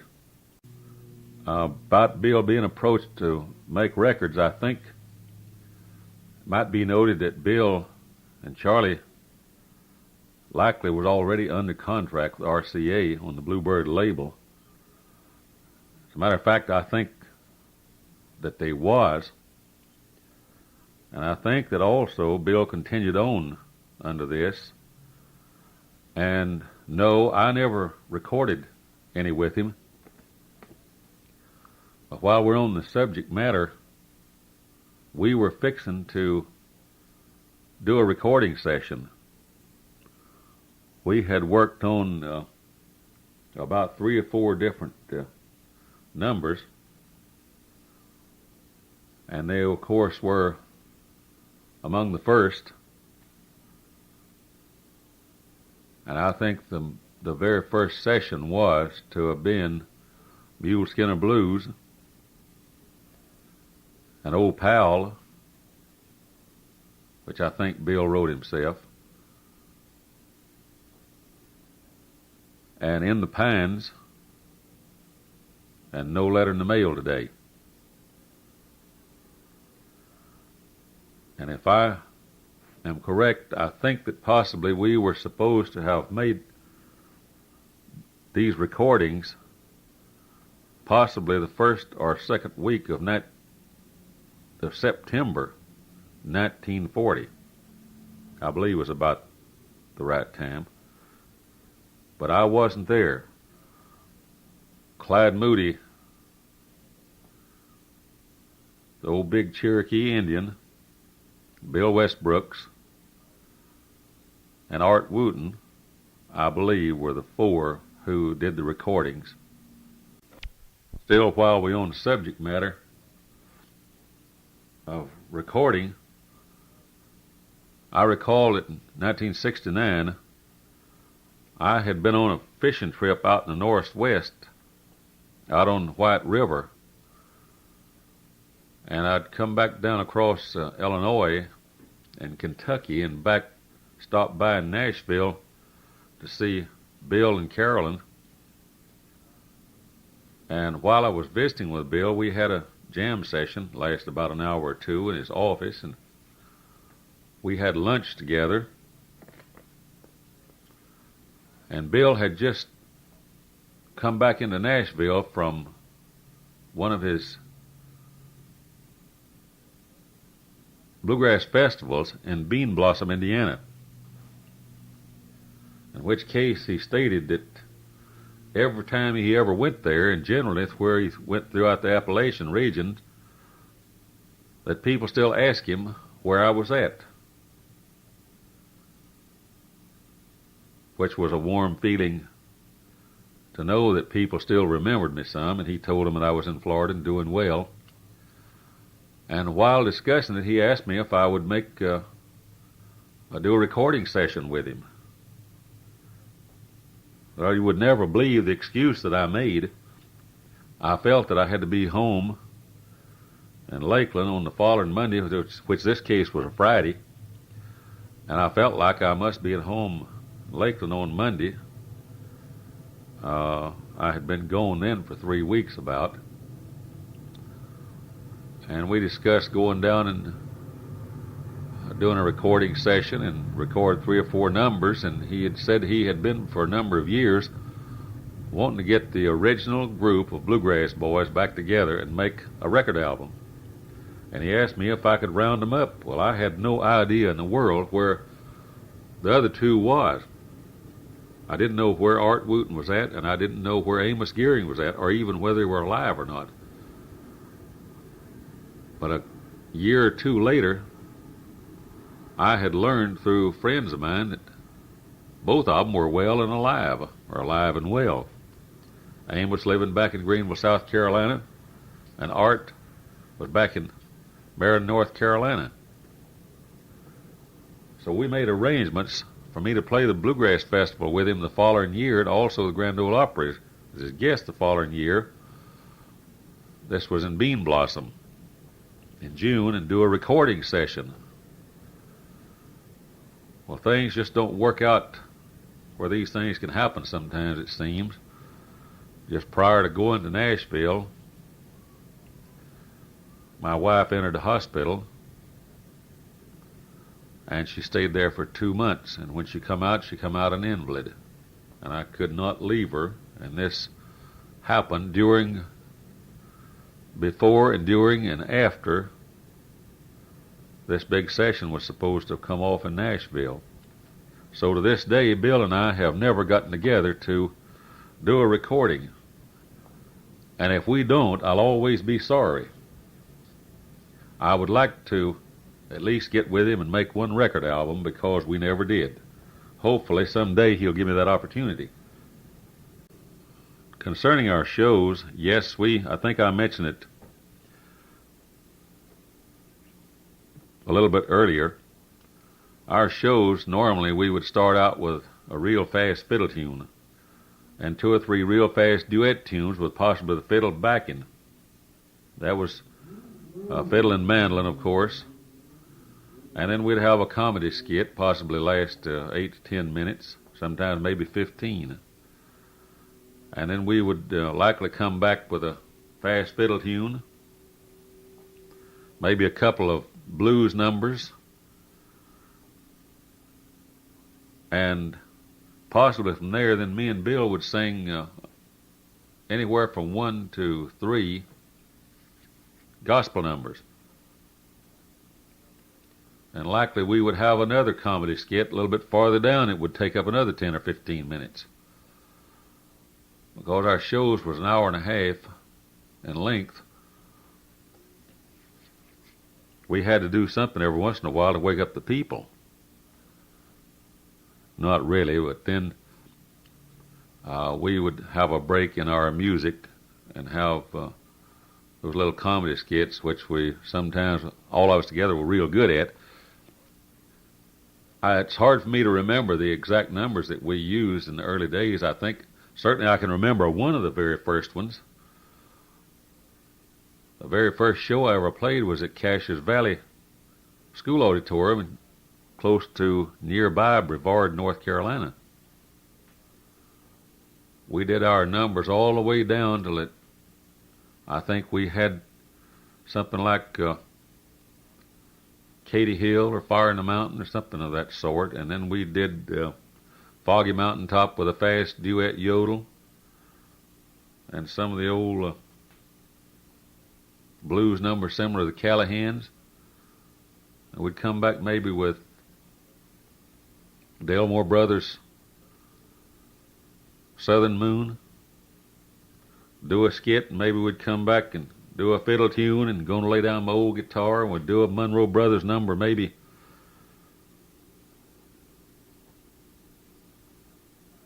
Which the moment I can't remember as a rule. All the good times are past and gone. Maybe in our numbers we'd always use for a gospel number, what was you give in exchange for your soul? That always brought the house down, and we'd come back with something like, this world's not my home. But this particular first night, we was using this number, a gospel number, when the world's on fire. Don't you want to go to heaven? Don't you want God's bosom to be your pillar? Well, sang a verse in the chorus. Bill took a course on the mandolin. When I come back, I could not think for the life of me the first word of the next verse. It just simply would not come to me. And Bill quickly picked it up with the mandolin and took it through again. By the time that he had played it through, of course, I'd turned every color of the rainbow, including white, green, purple, dark, and black. And he seen I was scared to death, so he looked over at me and grinned, and I thought of something. I don't know what verse it was, but I come back and I picked up one. Possibly the people didn't know any different. And that was the last number. I was supposed to leave the stage and start something else. A couple of the other guys, the comedian come out, and Art Wooten come out, followed him. They was working together, and I was off in the wing, and Bill come out there, and I told him I didn't believe I could go back out and face those people. And he made one of the greatest moves that he ever made for me. He assured me that I had to go back out. He said, not because of me, but because of you. He said, you must go back out. He said, if you let that stop you, you won't never go back again. He said, you got to go back now and prove to yourself that you can do it, that you're not scared. And he assured me that I could do the job. You're going to do just fine, that you just got scared, and it won't happen to you anymore. I went right back out just like a veteran. I never forgot my lines from that time on. And while we're on that subject, I might mention, if I didn't mention it in the first part of the interview, that audition in Atlanta, Georgia, we walked up to the microphone and we used a verse in the chorus of What Was You Give in Exchange for Your Soul, which we was extremely good at. And I lost my voice completely. I was scared so bad. It's the first microphone I'd ever seen. Bill said it was mic fright. I didn't know what it was. To me, I was about to have a heart attack. Speaking of the MC work, I wasn't I would not have made a very good MC back then, because I just hadn't been around that much, and I hadn't been on stage any, hadn't been out in public that much. So Bill did the MC work, and as time went by, I did some of it, very little.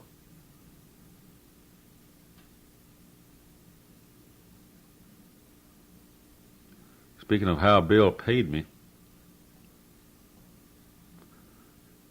he's not going to like what I say, but very little. You'll have to recall it.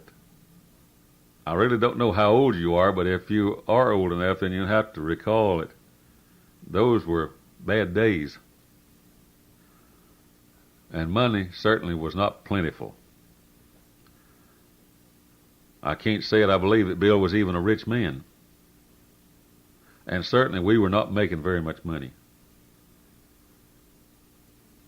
We wouldn't sometimes take in more than $25, $35. Those little shows back then would play somewhere generally every night. And of course, if you don't know, I'll tell you that from $18 to $22, $23 was a normal or average pay for a week back then. Might have been even tops for general types of work. So if a man was able to take in $200 a week, or $225 or $30, $40 a week, even pay two or three of us boys out of it $15 a week, he was still generally ahead of the game.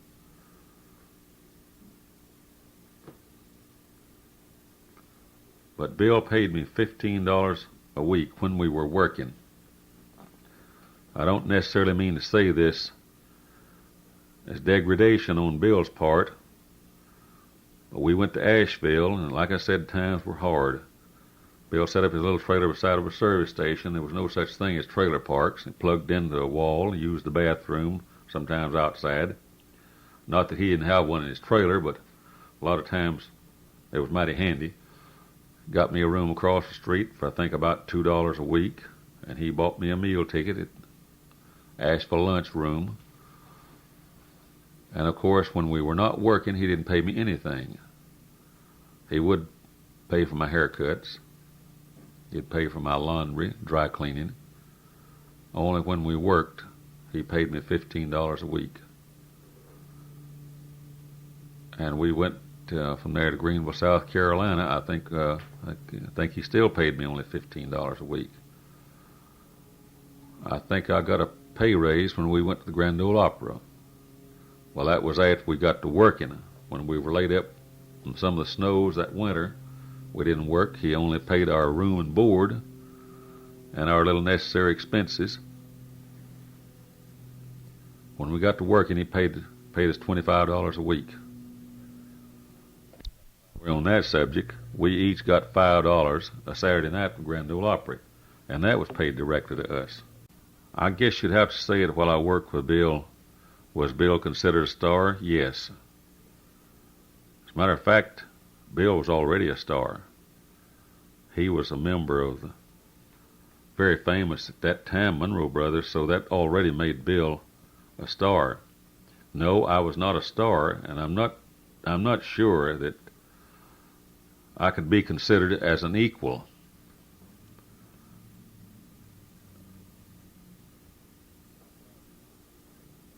I was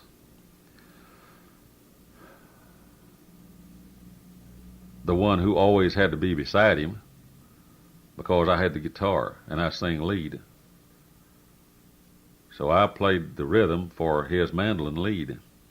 I sang lead for his tenor harmony. So I had to be beside him, but still, you'd have to consider me as an employee. I also, at those days, I considered myself a great friend, or Bill is a great friend of mine. As a matter of fact, Bill was more like my brother back in those days than he was an employer. And that's just about the way I looked at him, as a big brother. Bill's not all that much older than me, but still in all, he'd had a lot of experience. He'd been around. He'd been in public life already. And he had been places and done things and seen things that I had never dreamed of. And he was very helpful in many ways. When the group of Bluegrass boys were complete, yes, we did the same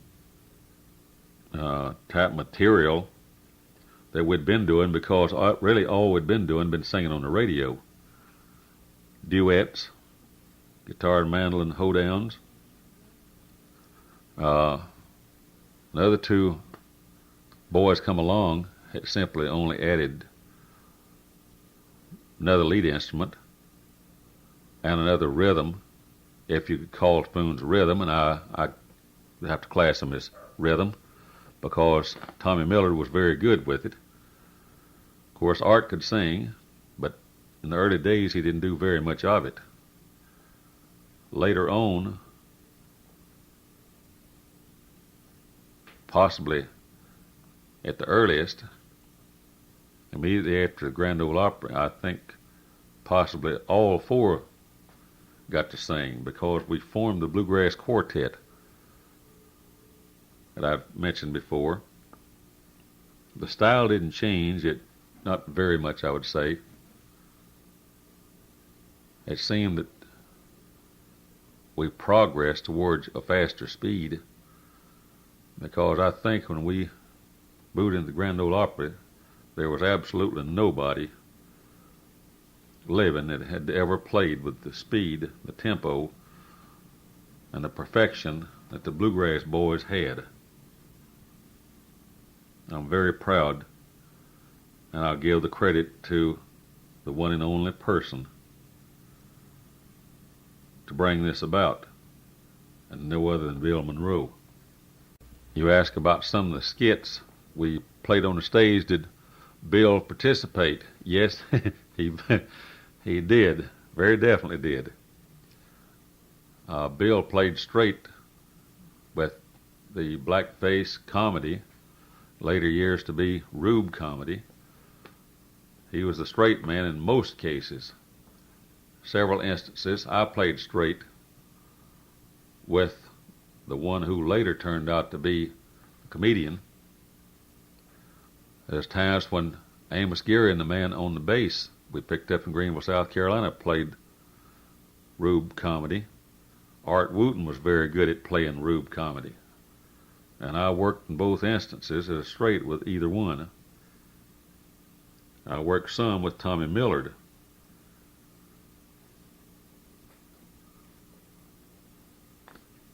I can recall a show that we were playing in Knoxville, I believe was at the City Auditorium, in which case I had to wear a dress.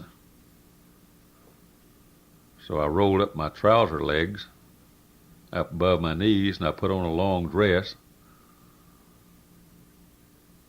Of course, with all the makings, I was a grown young girl. Bill was supposed to have been my sister, and she'd got herself a hot date, boyfriend, which was Art Wooten, and I'd got jealous. I got out on the stage and was fussing real big about the situation, that he was able to get a boyfriend and I wasn't.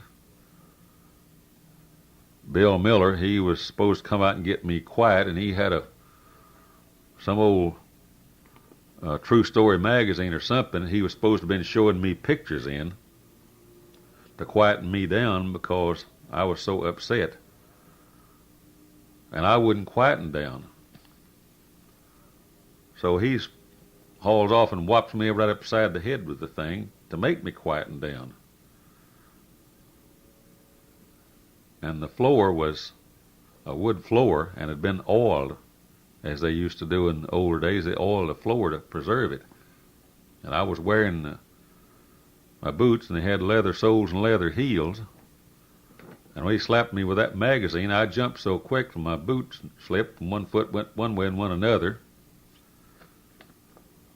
Say the least, both feet went straight up in the air just about it, and everybody's seen my rear end, so to speak, and it brought the house down. They thought it was part of the comedy, but it certainly wasn't part of the comedy. It was my sore rear end. I think we've already touched on what kind of crowds we would draw around these little rural schools. I guess we'd draw it as good and possibly better than anyone. I could not mention any other because I never attended any other shows. I know Zeke and Wiley Morris, the Morris Brothers, they had a good show. However, I never was able to attend any of their shows. So I don't know how their drawing was, but I know that usually the little school auditoriums we would play would be full and running over, sometimes standing out in the hallway. But that was not saying a lot because some of those rural schools back in the mountains couldn't seat too many people anyway. But they were generally full. I cannot recall any that wasn't at the moment. And we moved down to Greenville, South Carolina, and of course we had a wider range on radio. But I do recall down there that we would go out to some of those rural schools way out in the flatlands out from Greenville, and sometimes we would go out and book one this afternoon and play it tomorrow night. In those instances, you didn't have too big a crowd, but we needed to be playing, to say the least. It was a struggle to get started once again, or to be able to get this group up and off the ground. It took a lot of patience and determination, and I think Bill was loaded with that, and I can thank him for it, because I think I would have fell flat on my face. I can recall that Carolyn, his wife, and I'd go out to some of these little schools and look up school groups, and we would book them, go back and get some handbills printed and get out the next morning and distribute them and play the show that night or possibly the next night, a couple nights away. And probably we'd take in $35 or $40. But we needed to be working badly. When there's other groups in Greenville, it wasn't working at all. Like the fine young man that I so acquainted with there, Hank Penny, had his radio cowboys there. To say the least, Hank wasn't doing very good at all. There's bad times. We didn't draw such big crowds, but we continuously worked. And we had done just about all we could do in the 6 months we spent in Greenville, South Carolina. And things wasn't that good. Progress was not being made as fast, I feel, as Bill wanted to make it. And we did discuss going to WSM. He called me over and told me what he decided. And of course, I was for it, to say the least, because WSM had absolutely been, in my latter years up to that time, had been my dream. But I never dreamed I would ever go there. I never dreamed we'd ever make it if I went there. Concerning the bass and the band, I feel like that Bill felt like that it took the bass to round out the group at the time. To my memory, a 5-string banjo had never been mentioned up to that point. But if my memory is correct, I believe that possibly Byron Parker played bass for the Monroe Brothers. And I think he was their MC. But anyway, as I recall, they had a bass, the Monroe Brothers band, on the shows. And I feel like that Bill felt like he had the mandolin, the guitar, the fiddle, and the bass. And I think this is what they had before. And I think that he felt like that fairly well rounded out the band at that time. And very likely, money could have something to do with it. Trying to keep it as close as possibly as he could until he made some money back, because I think I could be safe in saying that from the time that Bill and Charlie split, I think in probably 36 through about 39, Bill had had some lean years, I imagine. I hope he'll forgive me for saying this, but I think that likely he'd spent an awful lot of money. And Bill needed to make money, without any doubt. So there was not anything mentioned about a 5-string. Even while I was with him at Nashville, that I can recall. Getting back to Tommy Millard once again, I run up on another question concerning him. Did he ever blow a jug? To my knowledge, no. I'm not saying he did not, but I don't recall him ever blowing one. And concerning my good friends Zeke and Wiley Morris, as I said before, I never seen one of their shows. And I don't recall them ever having all of their group on the radio. The only ones I can actually recall on the radio, WWNC, when I was there, was Zeke and Wiley. And as far as I know, they were doing a show similar to ours. I would have to agree with you that they were. And like I said, if Zeke and Wiley disagree with this, I hope they'll forgive me, because I think I'm right in saying that. And concerning our old friend Gene Rampy that run the service station down in Greenville, South Carolina, I guess that your spelling would be close. I really don't know. Might be R-A-M-P-E-Y. R-R-A-M-P-Y. I don't know. And putting the songs together in the Grease House, this was really something. It really takes me back when I think about this. We had such good times, so many laughs in that old Grease House out back of the service station. uh, Bill had started working on Footprints in the Snow. And I had heard my mother sing Footprints in the Snow when I was a little boy. And Bill would sing it, and I would think, man, are you crazy?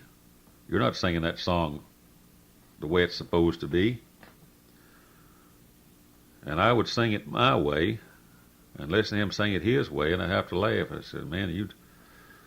So he changed it around to suit Monroe, yes. And it worked. It worked real well. People really loved it. It went over big. Well, I can't say that I ever heard Jimmie Rodgers do Mule Skinner Blues prior to that time. I have since. And Bill started working on this, and I thought this was strictly a Monroe tune altogether. But he worked it out, and he worked it out with that now famous yodel, and it worked. It would bring the house down. He did a good job with it. He worked on that Blue Eyes that we mentioned constantly, because that was a good thing for many laughs on the show. They had used it. Monroe Brothers had used it before. And the blackface, he would get upset about it, come out and cry on his shoulders while Bill was singing it. Don't know about how the Mule Skinner Blues tune started, except that apparently Bill must have known it before and just decided to work it up his own way with the guitar and the fiddle. And simply all I did was just stroke the mandolin in the background, as you heard him do many times over. And concerning the song No Letter in the Mail Today, if I recall, the writer of that song was Bill Carlisle, possibly Bill and Cliff Carlisle, Carlisle Brothers, over at Knoxville. Anyway, they had recorded it, I believe, on an old Bluebird label, and I heard it on a juke organ at that time, and I liked it. However, they didn't record it like me and Bill sing it. They had it running pretty fast. And I copied the words off and tried to remember the tune, and I worked on it at my house, me and my guitar, a good little bit, with the help of Art Wooten with a fiddle.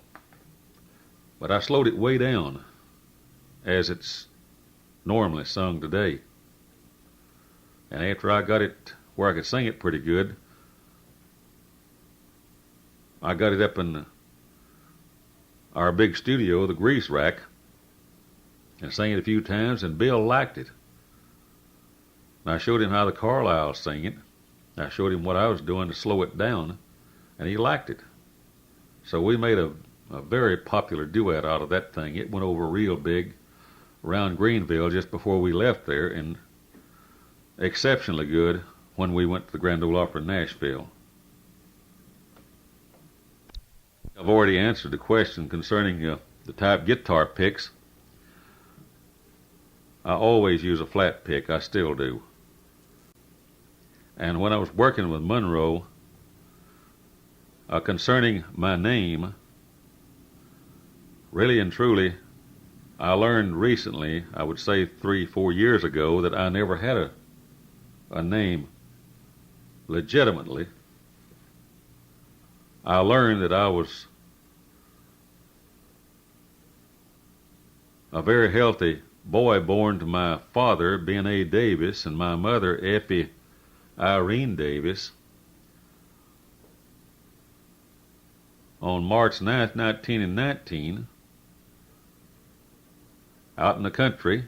I had a city doctor drive out in his buggy, and he went back home without a name. A week later, the county clerk recorded the fact that a baby boy was born, and that night, the last seen was alive and doing well with no name. Checking the files in Atlanta, Georgia, 3 years ago I learned that I had never been named, but my mother called me Cleo because a dear friend of hers,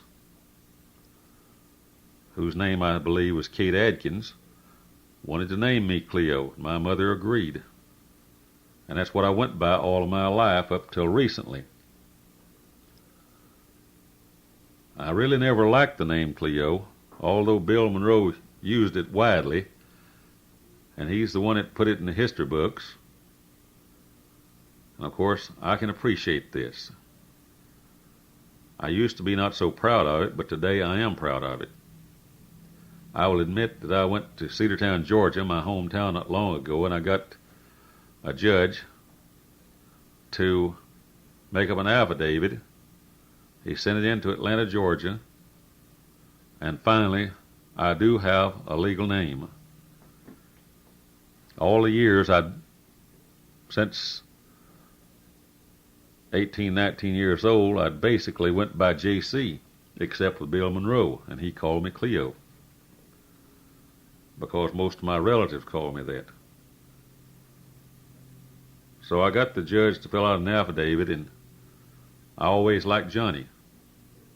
He said, "What do you want on it?" I said, "Johnny Cleo Davis." He said, "That's what you'll get." Well, that is what I've got. So concerning your article and the magazine, it's perfectly all right with me if you wish to use the name as you have it here, Cleo Davis, the original bluegrass boy. If you would like to insert JC somewhere, that's all right. But I'd have to agree with you that it would sound better in its original form, because that's the way my old fans from yesteryear remember me. In Florida, it's a different story. My years in Florida, my radio work and show work here has been under the name JC, and I'm opening Opry House Saturday, December the 13th. I think I mentioned to you before, a group of us musicians has bought property and built us a beautiful opera house, and we have completed it. It's been a long drag. That's why I was so long in getting your interview prepared and mailed to you. But it's finished. We're holding auditions and we're holding rehearsals, and our opera house opens Saturday night, December the 13th. And we're going to be running 2 shows at 6 and 9 o'clock. And believe me, I'm glad to hear that you're a musician. If you ever come down, if you want to come down, you are invited.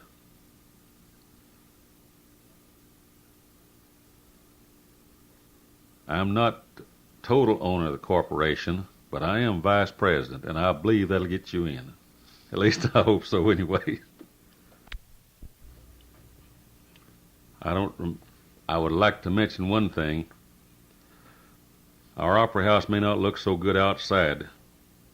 I'm speaking of Florida. Ours is called the Florida Opera House. And it's located on Highway 92, 3 miles east of Lakeland, Florida. The whole world's invited. It's beautiful inside, we assure you. It's a family theater. I like to throw that in. When we started in Opry, I guess things did change.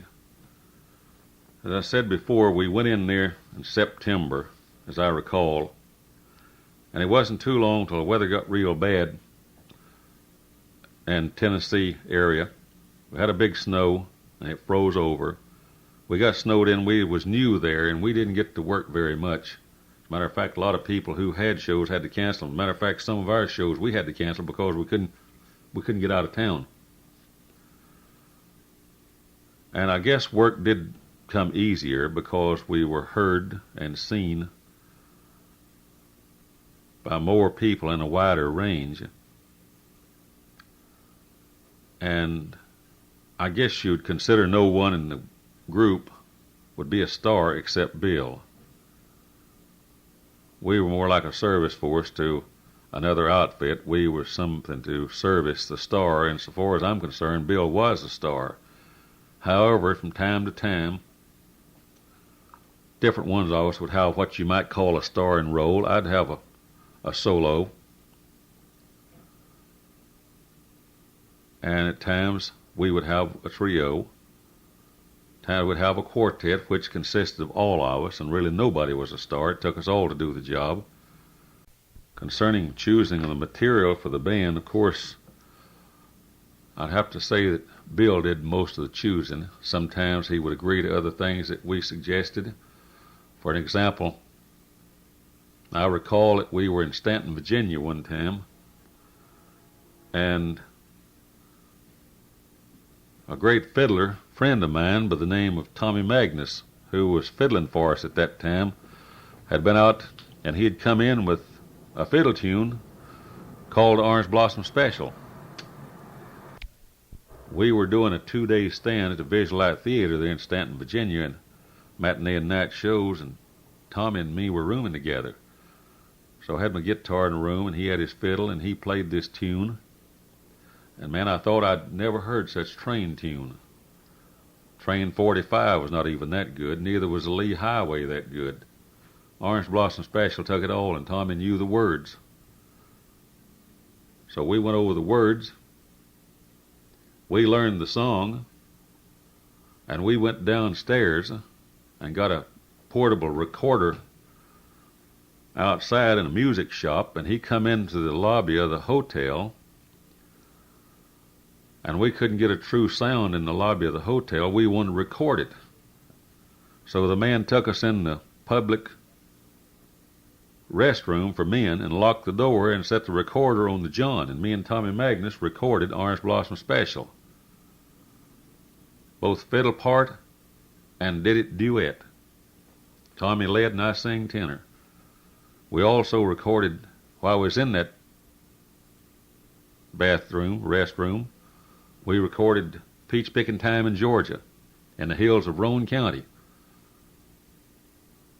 Well, we played our stand out at the theater. We went into Covington, Kentucky. We played a night stand. We went on into Nashville, and we got in there on Friday morning sometime, and Tommy and me run over that thing, our apartment, good enough, and we called Bill over to get him to listen at it. And he liked it. He said, "Where did you get this?" Well, we picked it up in Stanton, Virginia. Tommy had picked up an old record made by the Rouse Brothers, which were good friends of Chubby Wise, an old Florida boy here. Chubby and the Rouse Brothers wrote the song, Orange Blossom Special. I think Chubby gave it to the Rouse Brothers, and they copyrighted it and recorded it. And if I recall what I heard one time, it wasn't much of a recording. I'm not trying to take away from the Rouse Brothers, but it wasn't much of a recording, as I recall. So you know now the history of the Orange Blossom Special and how it got to Nashville. Me and Tommy Magnus took it there. A few other things I guess me and Bill made some history on, especially our style and fast speed. I think when we hit the Grand Ole Opry, nobody in Nashville ever heard such. Another thing, we had a special type of dress. We wore the old riding boots that was shined to where you could almost shave in them. White shirts and ties was something, I think it was a first on the stage of the Grand Ole Opry, and I think we had the first country-style quartet ever on the stage of the Grand Ole Opry, so we set several firsts, I believe. Talking about band members contributing, yes, we'd make suggestions, and Bill would like them sometimes. For an example, many times over, I liked the hills of Roane County. It was very popular. It was close by Nashville there, a scene, so to speak. Another thing, I would go up with him sometimes to make up a program, and we would talk over the songs we were going to do that night. But I'd have to give Bill credit for setting the pace for most all of the programming. Bill generally did all of this, but he would not turn us boys down when we had something worked up that he liked. And going back to that Orange Blossom Special, He let Tommy Magnus and me do it on the Grand Ole Opry that Saturday night, but I'll tell you, that was the last time me and Tommy ever did it on the Grand Ole Opry. The following Saturday night, me and Bill did it, and from that time on, me and Bill did it. So now, you know what I mean. And about the keys that Bill played in, we played in a number of different keys. It just depended. Most cases, if most people would sing something in one key, usually me and Bill would move it up one notch, because the lead fit my voice just a little bit higher than it did most average singers. There's something else too.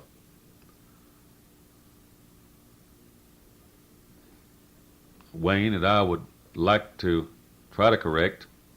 I've heard over the years people said, well, what is bluegrass singing? Some says, and I've heard this and I've seen it in print, some says it's an extremely high nasal voice. Well, they couldn't be farther from the truth. Most cases, the high tenors or the tenors do not have a voice compatible with Bill Monroe, or that can reach Bill Monroe. Bill has a high tenor voice, clear, as you quite well know. Most people who try to sing like Bill Monroe has to get it through their nose, like I'm talking right now.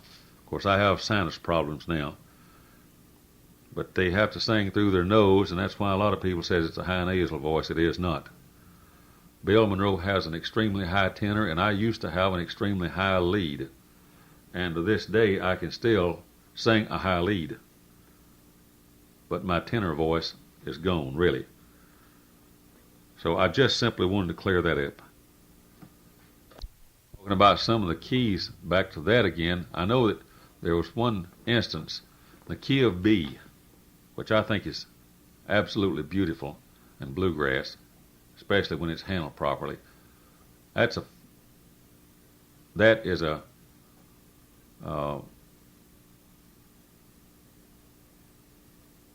key that Bill loves to play in. Of course, it doesn't really make any too much difference. We could always, and I still can, I can play in the key of G and still make it sound like we're playing in G flat or G sharp or a minor or F7 and so on like that, with the way you can leave it and go off and come back. You can play in A and go to G or to F or to C and back to A, and you can run all over if you know how it's done.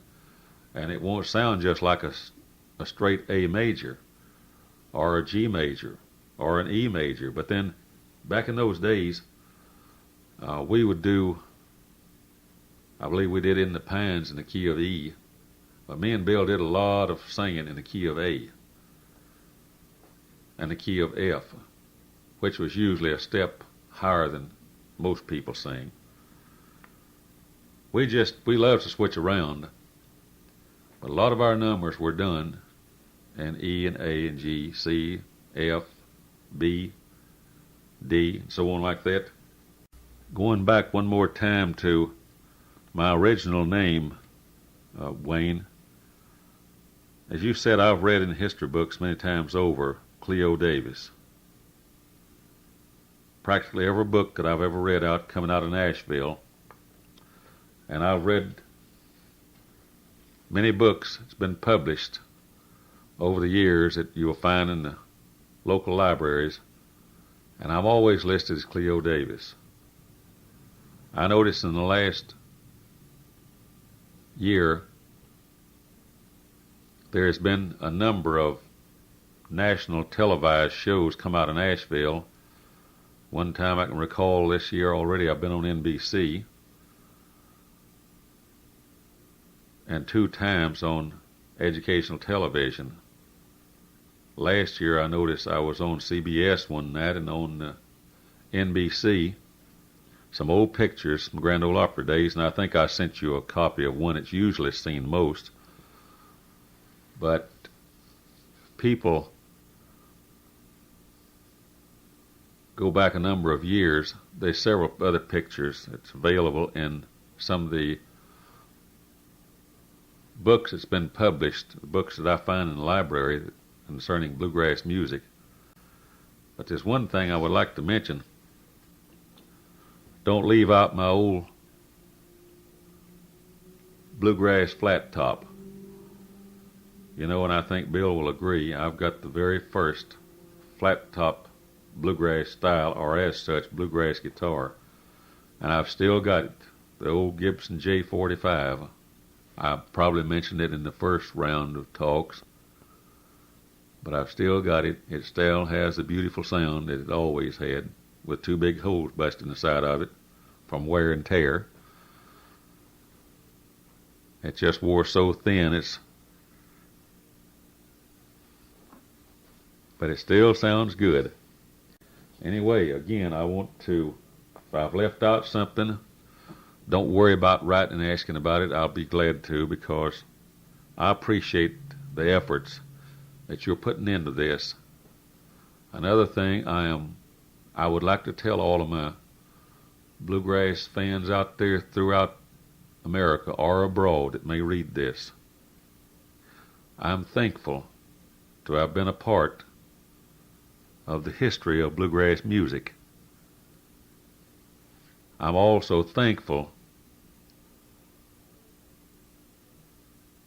for all the things that my bluegrass followers all through the years have contributed to make bluegrass what it is today. I will have to add something else, though, that I am extremely disturbed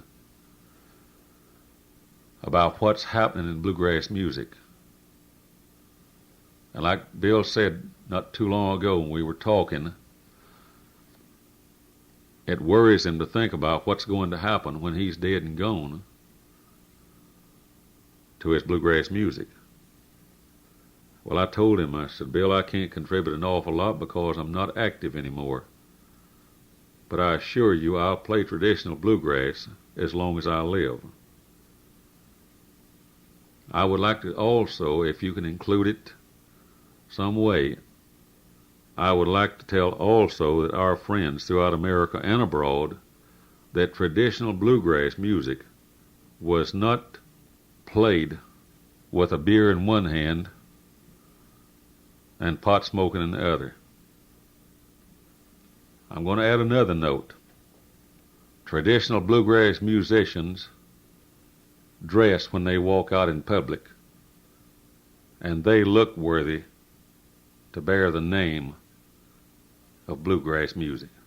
And I'm proud of the fine traditional bluegrass musicians that have held up bluegrass music over the years and kept it clean, like the fine people of Ralph and Carter Stanley, the Morris brothers when they were working back in it, Don Reno and Red Smiley, Ralph and Carter Stanley, and of course Bill Monroe, and my fine friend who's just left us, Lester Flatt.